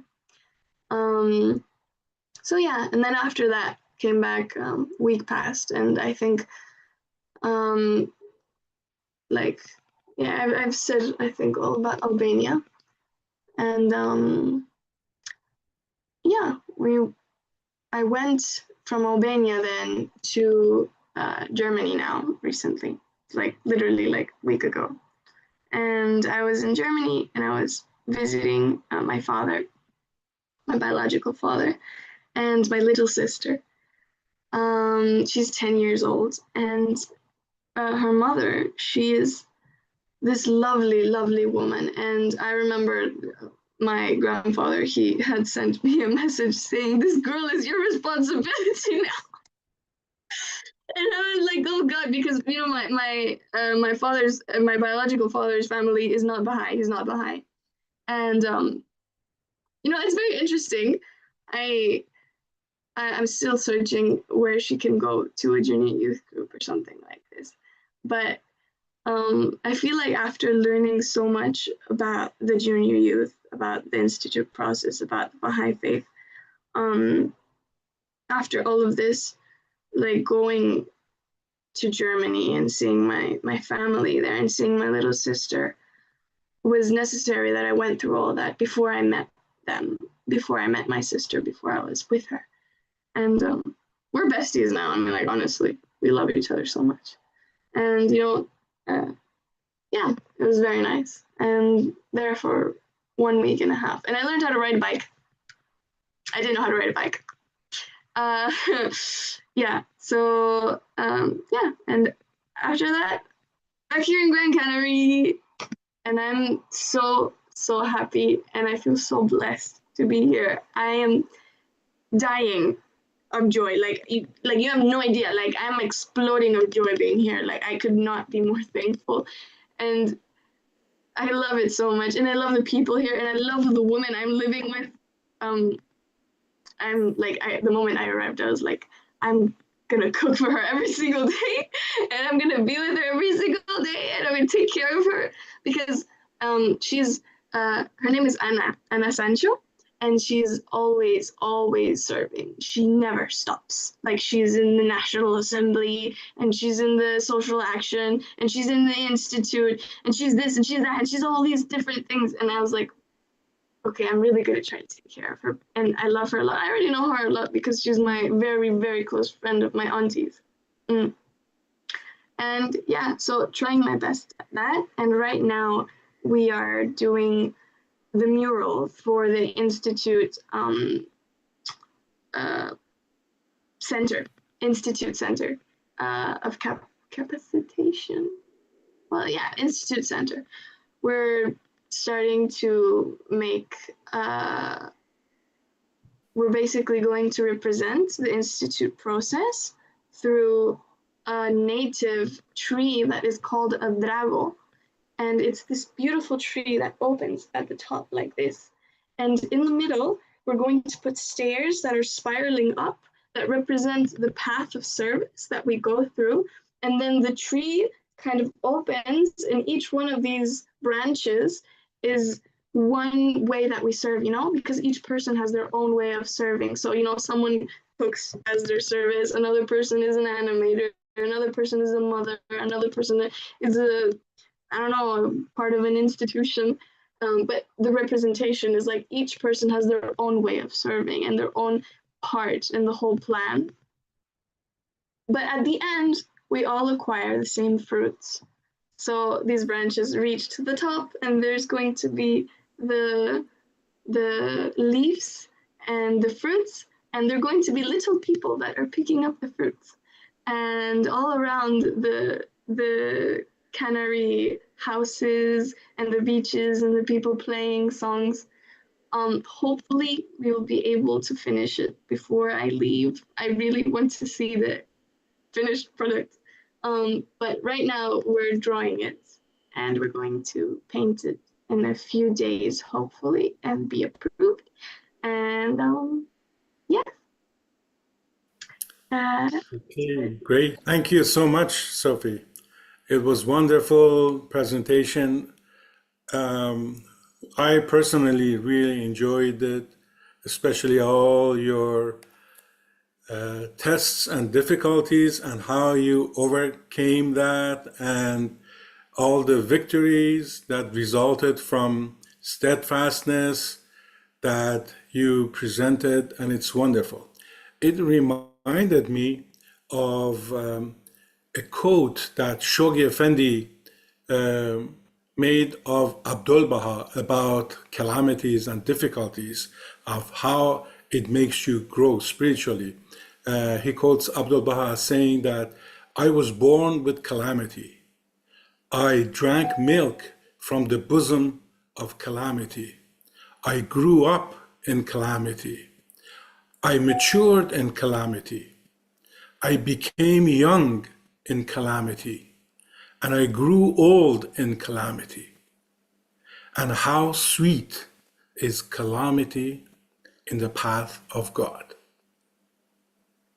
It's so wonderful to have our perfect exemplar explaining to us how difficulties are okay.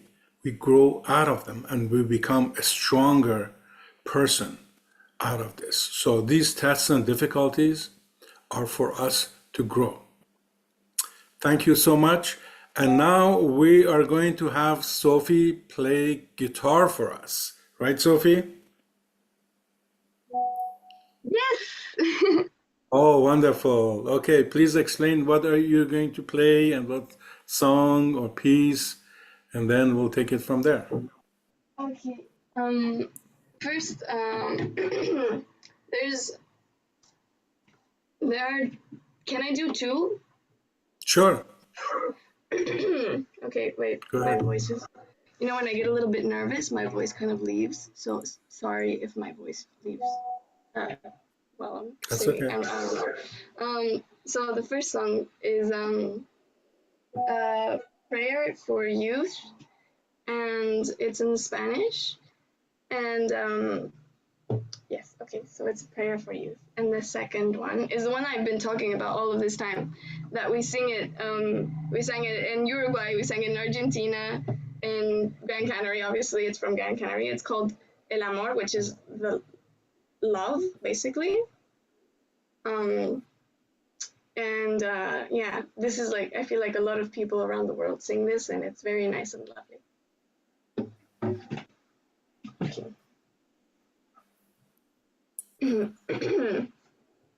By the way, I'm gonna play the guitar for 1 second, and I just need you to tell me if you can hear it. Sure. Wait. Could you hear it? Yes, we can hear it. Yes, yeah, go ahead. Very good, thank you.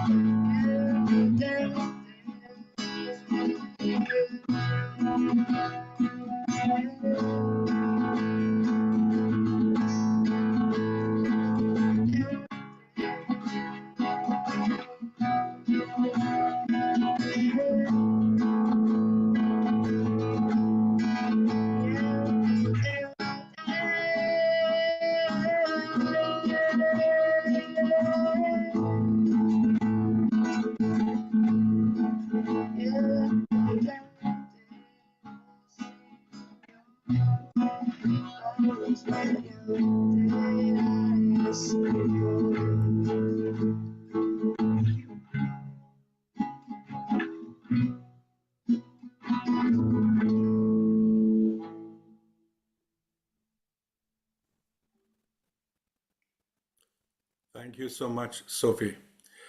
One thing, Sophie, your voice and sound, especially when you're playing, is not very clear and you're slightly away from your microphone. Can I ask you to change your microphone setting, your audio setting? If you go to your audio down below on the far left and click on the choices, and then choose the very last one says audio setting, Yes, okay. and then under audio profile, it's usually auto, but uh, select low noise. You see that under audio profile, zoom background noise removal. Instead Noise of auto, removal. if you go to your audio setting, if you are you on audio Okay. setting? Yeah, I'm in there. I'm looking at Okay. audio profile. Audio profile, and then there are a few choices. It's probably Uh-huh. automatically it chooses auto, but change it to low. Faint background noises. Low. Yes, I don't have that. you don't have I that. don't have that. No, I only have I put on the original sound for musicians and the echo cancellation. So it says I have stereo audio Okay, as another option. you may have a different version of Zoom. It's okay. Don't worry. Just go Sorry. ahead with just go ahead with the second Well, one. if you can't hear it well, then maybe I shouldn't play the other one, or should I? It's up to you. Um, I'll try. I'll try Okay. if I put the computer closer to me, maybe. Okay.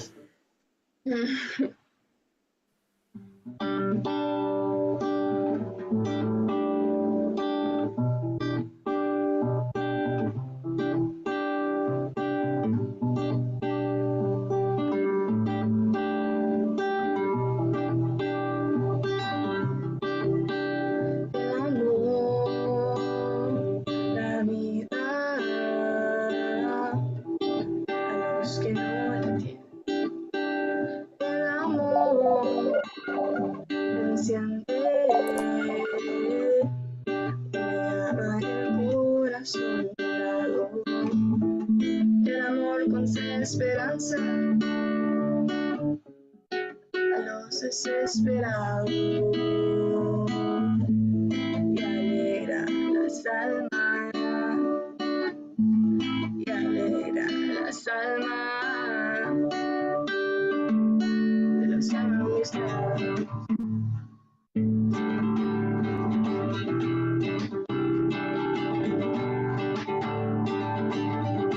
El amor, la vida, a los que no la tienen. El amor enciende, me llama el corazón helado. El amor concede esperanza, esperanza a los desesperados. Las almas, las almas de los que me gustan.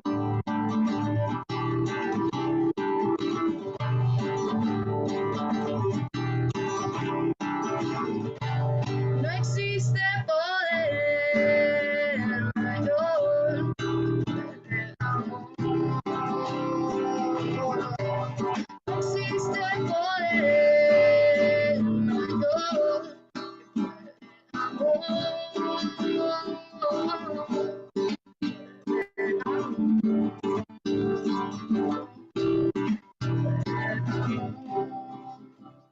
que el amor.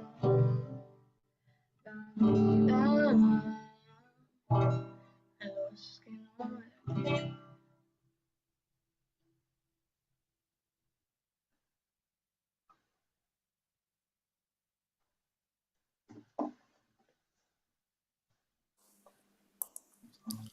Thank you so much, Sophie. Wonderful. We could hear it a little bit better than the first time. But yeah, we should work on the audio setting to see how we can improve that. Or maybe you can use an external microphone next time and connect it to your Zoom. That's another way to do it. Yeah. Thank you. Thank you so much. It is so wonderful to have such a wonderful youth joining us and experiencing all the difficulties and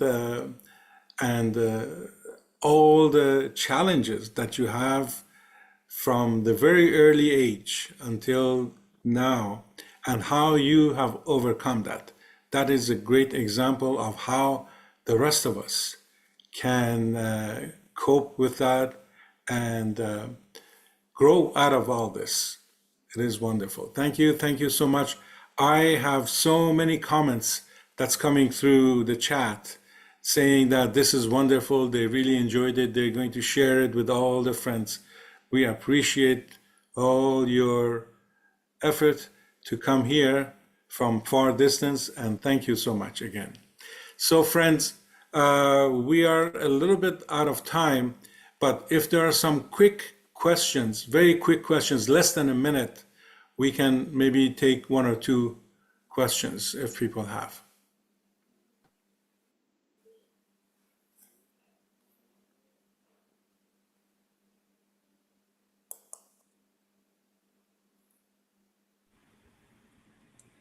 Elijah, there is some pictures. Yes, yeah. I don't know if Farzad has it ready or not. Yes. Farzad, do you have the pictures ready? Yes, it's ready. Yes, yes. Okay. I know Farzad has a Zoom at another Zoom at 1 o'clock, but go ahead. If you have it ready, let's go ahead and have it.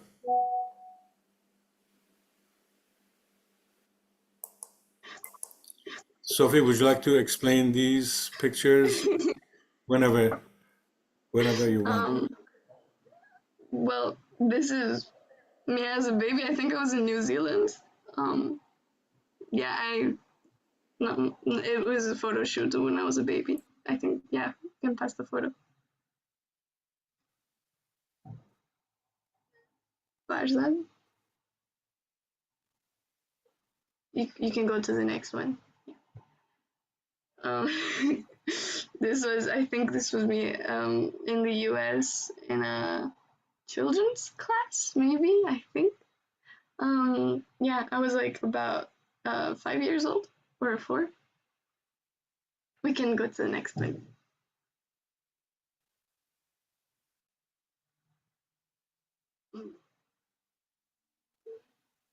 Again, I think this is me in New Zealand when I was a baby. We can pass to the next one.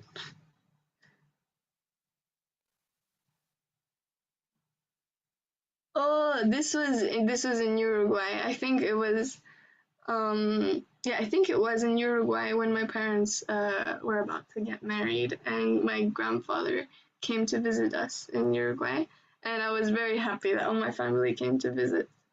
We can go to the next one.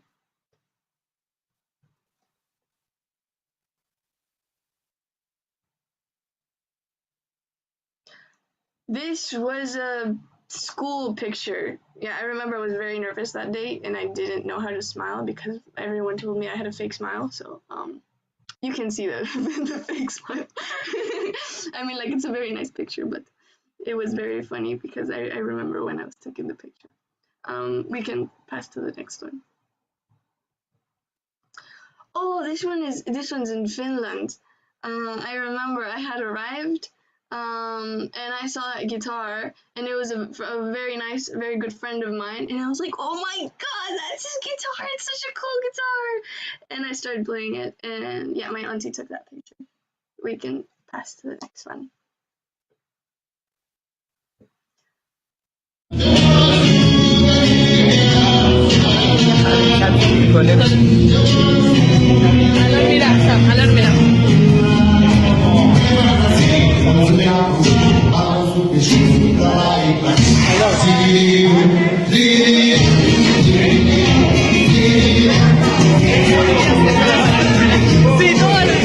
Siempre hace todo para el otro lado. Hasta escribir, todo.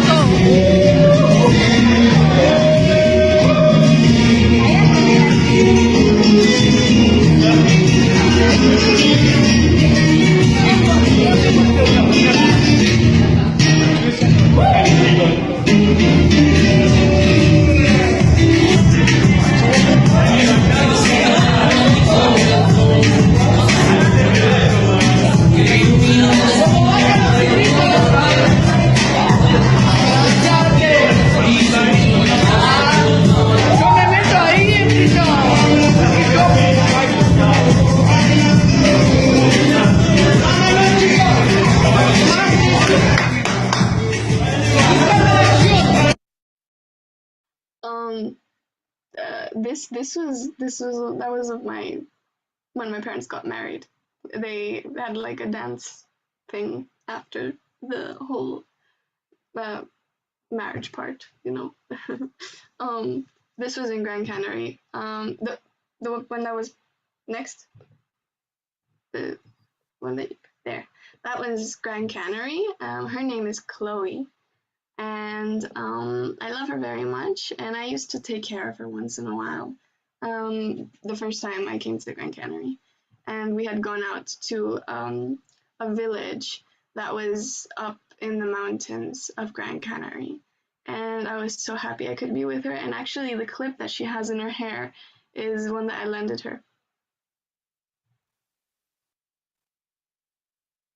That was when I was in, the school that I said about. I was in this Catholic school, and that was my uniform.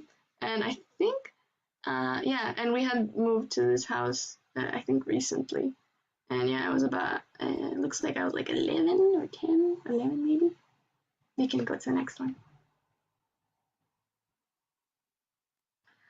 That was very recent. I was 15, I think, or already 16. I was 15, I think.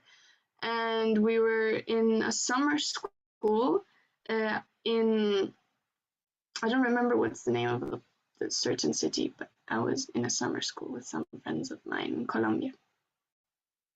Go to the next one.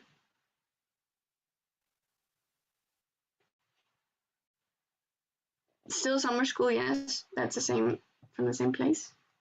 We can go to the next one.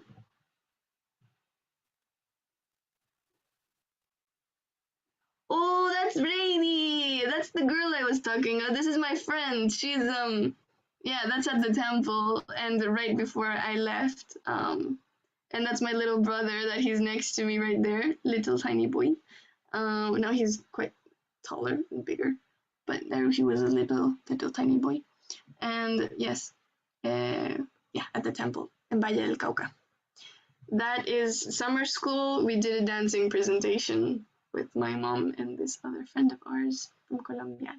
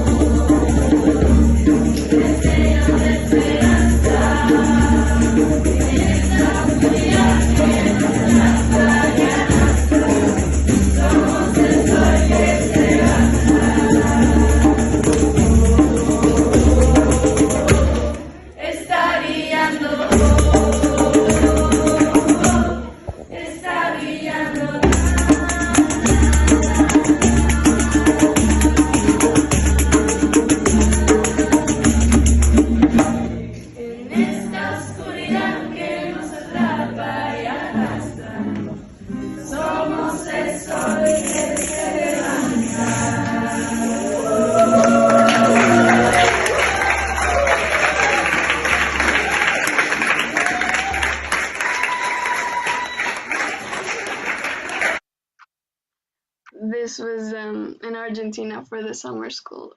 I think it was the first time we played this song for the friends. We can go to the next one. This was also in Argentina. I was helping cook, and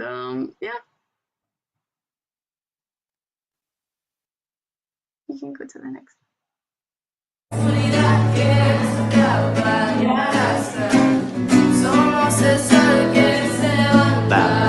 ¡Levanta! Oh.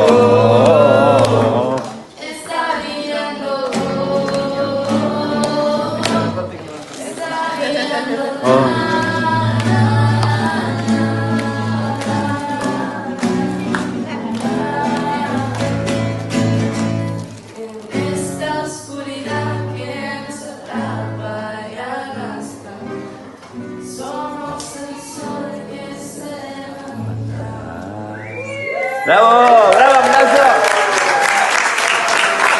¡Impresionante! Very funny commenter in the back. Very nice. One of our friends took the video. Still summer school, Argentina. Yes, You can go to the next one. This is a very cute photo, I will say. I do like it. It's of my auntie and I, and we had gone to the coast of Chile, and we were there together with another friend of ours, and it was very nice. Next one, you can go.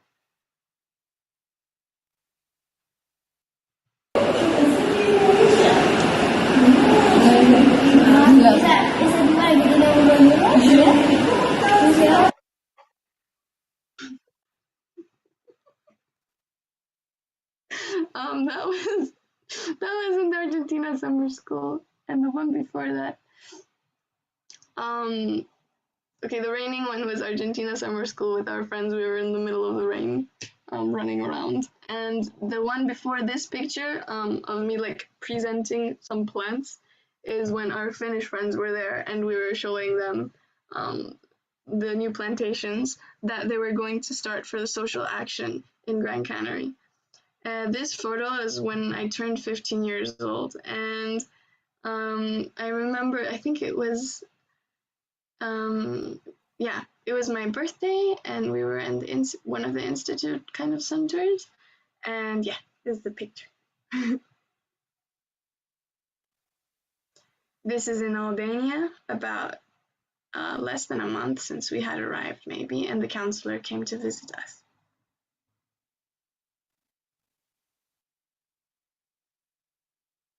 This is also Albania. This is Olinga, the friend that I had spoken about, that I became very good friends with. My auntie is there. And in the back are the pioneers that they look like they're planning something evil. But they aren't. Next picture we can go to.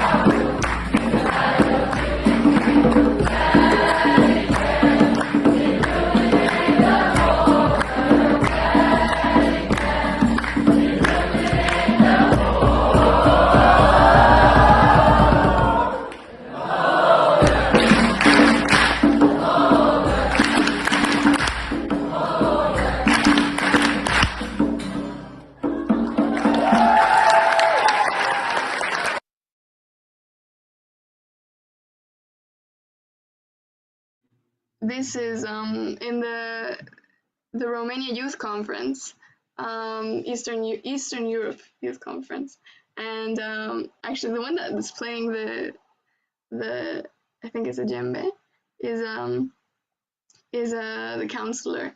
We have a very lively counselor. We play music with him all the time. And yes, some of the Albanian youth and also Kosovari group is here. It was very lovely.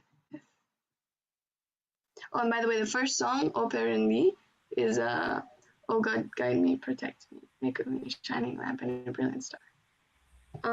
So this last photo is when I decided to like declare Baha'i in Romania. I've been Baha'i all my life, yes, but I felt in that moment a special connection to the Baha'i faith, and yes. Sophie, how many no Baha'is in the conference?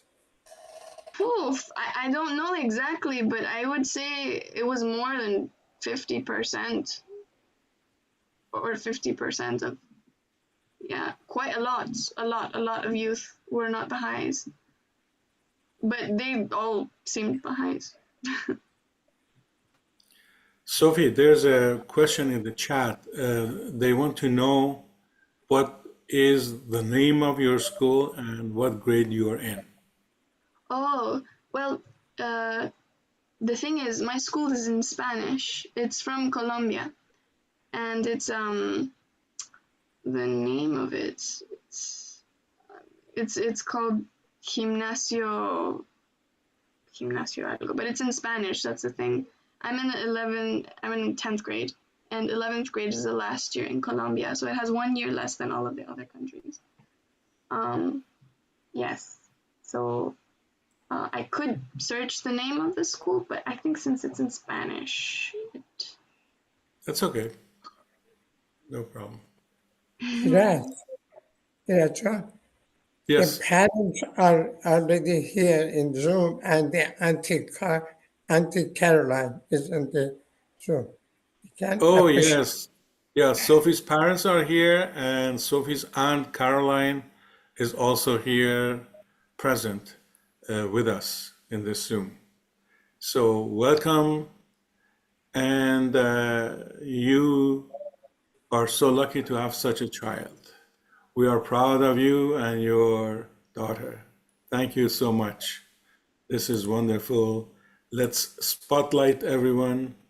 Ooh. This Hi, is hello, this is the everyone. Yeah. this is the grandfather, and this is the parents and the little boy. Hello, hello. How are you? Welcome. A little girl is coming end of this month. Oh, okay. Wonderful, wonderful. Yeah, we know about Sophie everything, but it's different to listen to her tell her story. It's different. So we know we have other perspectives because we raised her, but it's just so different to listen to her all the way and just express everything, because she really did express everything. And of course, we're so proud of her. We're thankful to Baha'u'llah, which I think we think Baha'u'llah raised her. We didn't do much. Yeah. We love you, Sophie. Thank you for sharing your story with us. Yeah, we love you, Sophie June. Wonderful, wonderful. Sophie, another question. Have you done all your schooling in Colombia or in different countries? I have done my schooling started in the U.S. and just did first grade, and then Uruguay I did first grade again because they made me repeat, and then Colombia basically has been my entire, yes, like all. Okay. Another question. How many languages do you speak? I speak Farsi, English, and Spanish, and a little bit of Japanese. Japanese? Yeah. Wonderful. How about Italian? Oh, Italian, I say, yeah, I speak a little bit. I can communicate. Yes. Great, Yeah. great. Wonderful, wonderful. How about Albanian? Oh, Albanian, I know only the basics. It's a very difficult language. Yes, yeah. By the way, Olinga is here present, and Mr. Rafat is also here present. Oh,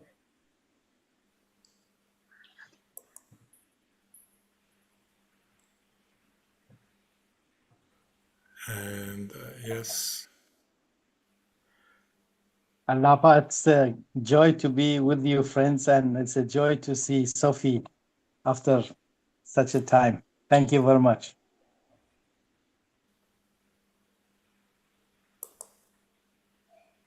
okay. Any other questions, friends? where is Aunt Caroline? She is all the time traveling with Sophie and helping Sophie.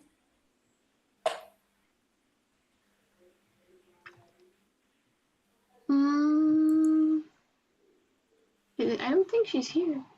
She was here earlier. I don't see her now. Yeah. I think somebody asked about my parents. I think, was it Mino? Should I answer that question? Sure. Okay, so, I mean, my parents have always supported me a lot, and I'd like to say, I'm gonna say a very few, like, small thing because I don't want to make it too long, but I think the biggest thing about my parents is that they have been very detached, and I admire that from them a lot, and I mean it because I think since I became a youth, I've been outside of home a lot of time, and I feel like it's a time that I could really support my family and always and I could be with them and help them in everything, but they're so detached that they have let me go out and serve in other places and do other things as well, and I'm very grateful for that. And they've always tried their best. We've been through rough patches, of course, when I was a junior youth, but yeah, it's been lovely, and I love them so much, and I admire them so much.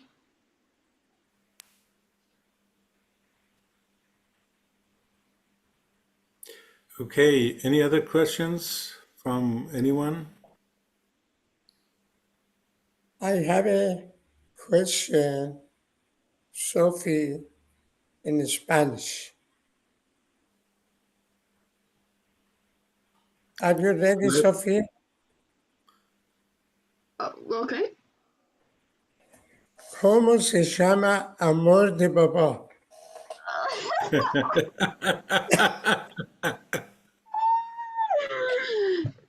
Sophie!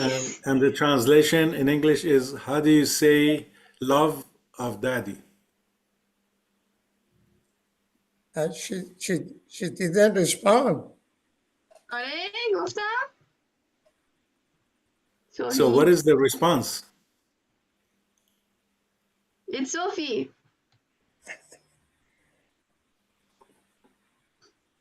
Yes. All the time I ask her, when I talking with her, I ask her, what is the name of love of Baba? And she answered me, Sophie. Sophie. Yes. So the answer is Sophie. Okay, any other questions, friends?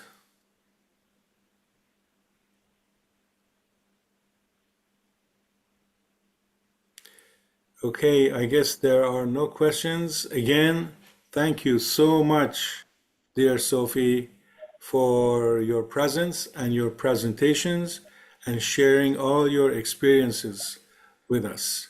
Hopefully, you will come back again and we will have you on other meetings and you could share more of your experiences with us. Thank you so much. We really appreciate it. And maybe you can have another session in Spanish. So that would be great. It would be wonderful. Yes. Thank you. Can I Thank ask a question, Sophie? Thank you so much. Go- Sophie, one of my Yeah. kids wants to know if all your family lives in Colombia, and also what are you going to do after 11th grade? Oh, can you hear me, by the way? I think my audio, is it working? Yes. Yes. Yeah. Well, wait, the first question, what was it again? Sorry. Are all your family in Colombia? Oh, okay. So no, my family is around the world. So one of my aunts lives in Brazil. My other uncle lives in the US. Now my Caroline, the eldest aunt, she lives in Albania, and my parents, so my mother, she lives in Colombia. And from part of my father's family, my stepfather's family, they all live in Colombia. Yes. Yes, and my mother, she is Uruguayan, but like her ethnicity is Persian, and ethnically I'm half Bolivian. You mean you're a combo? Yeah, I'm a combo. So where are you going after grade 11? After grade 11, I'm not very sure yet, but I am thinking of what to study, but I think I'll take a gap year and I'll probably serve for a year so I can also find out what my capacities are so that I can know what I want to study and I want to do for the rest of my life. Not for the rest of my life, but I want to study. Yes, so probably we'll come back to Grand Canary, or maybe I've been thinking of serving in Haifa. We are going to use this video with our junior youth and our young youth in our community. And thank you so much for sharing so much of your life with us. We really appreciate it. Thank you so much. You're very lovely. Thank you, Sophia John. Go ahead. Shalom. Yes, I'm a grandmother. I have 200 grandchildren. We're proud of you. Dear Sophie, I appreciate it. Thank you for coming to our program. Thank you. And we have another video, Ira John, if you let me. We're going to play that, and then we're going to finish the thing. Okay, sure. Thank you.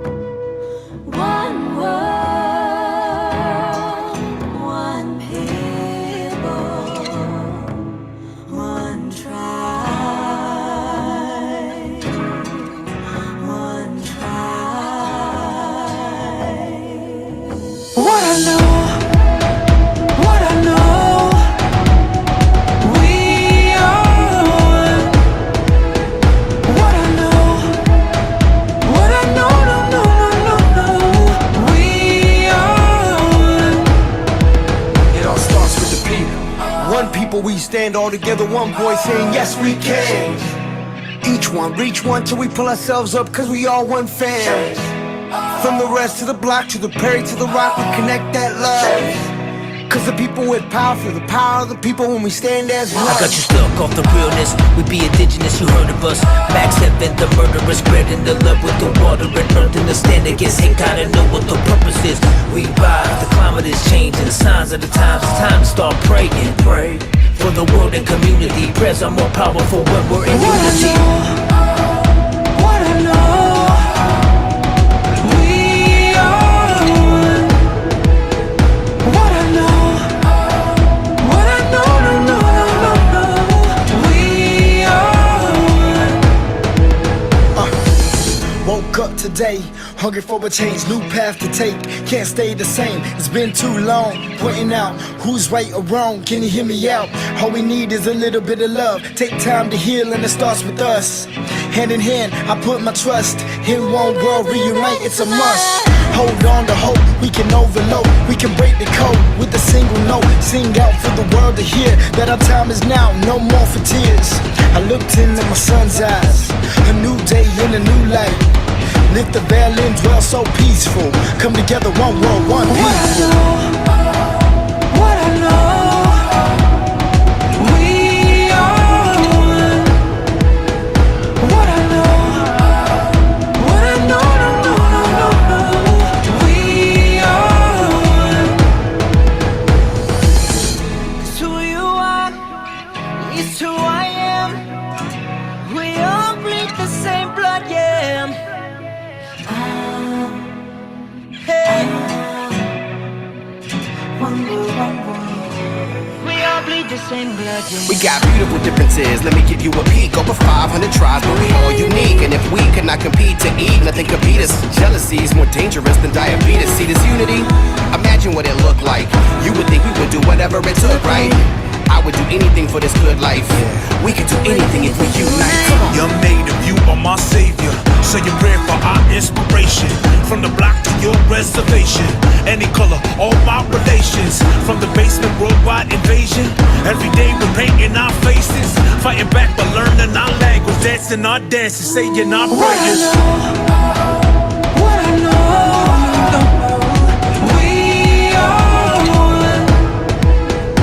What I know, what I know, no, no, no, no, we are one. We only got one world. We only got one world. We only got one world. Yeah. All we got is one voice, one choice, one earth, one love, one birth, one life to live. One life to live, yeah. One people, we stand all together, one voice saying yes we can. Each one, reach one till we pull ourselves up, cause we all one fam. From the rest of the block to the Perry to the Rock, we connect that love. Cause the people with power, for the power of the people when we stand as one. What I know, no, no, we are one. What I know, no, no, no, no, we are one. What I know, no, no, no, no, we are one. We are one. What I know, no, no, no, no, we are one. We are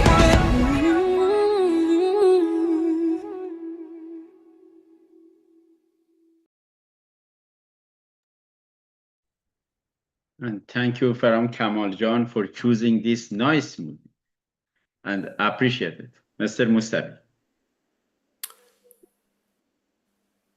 Thank you again. Thank you, Sophie John.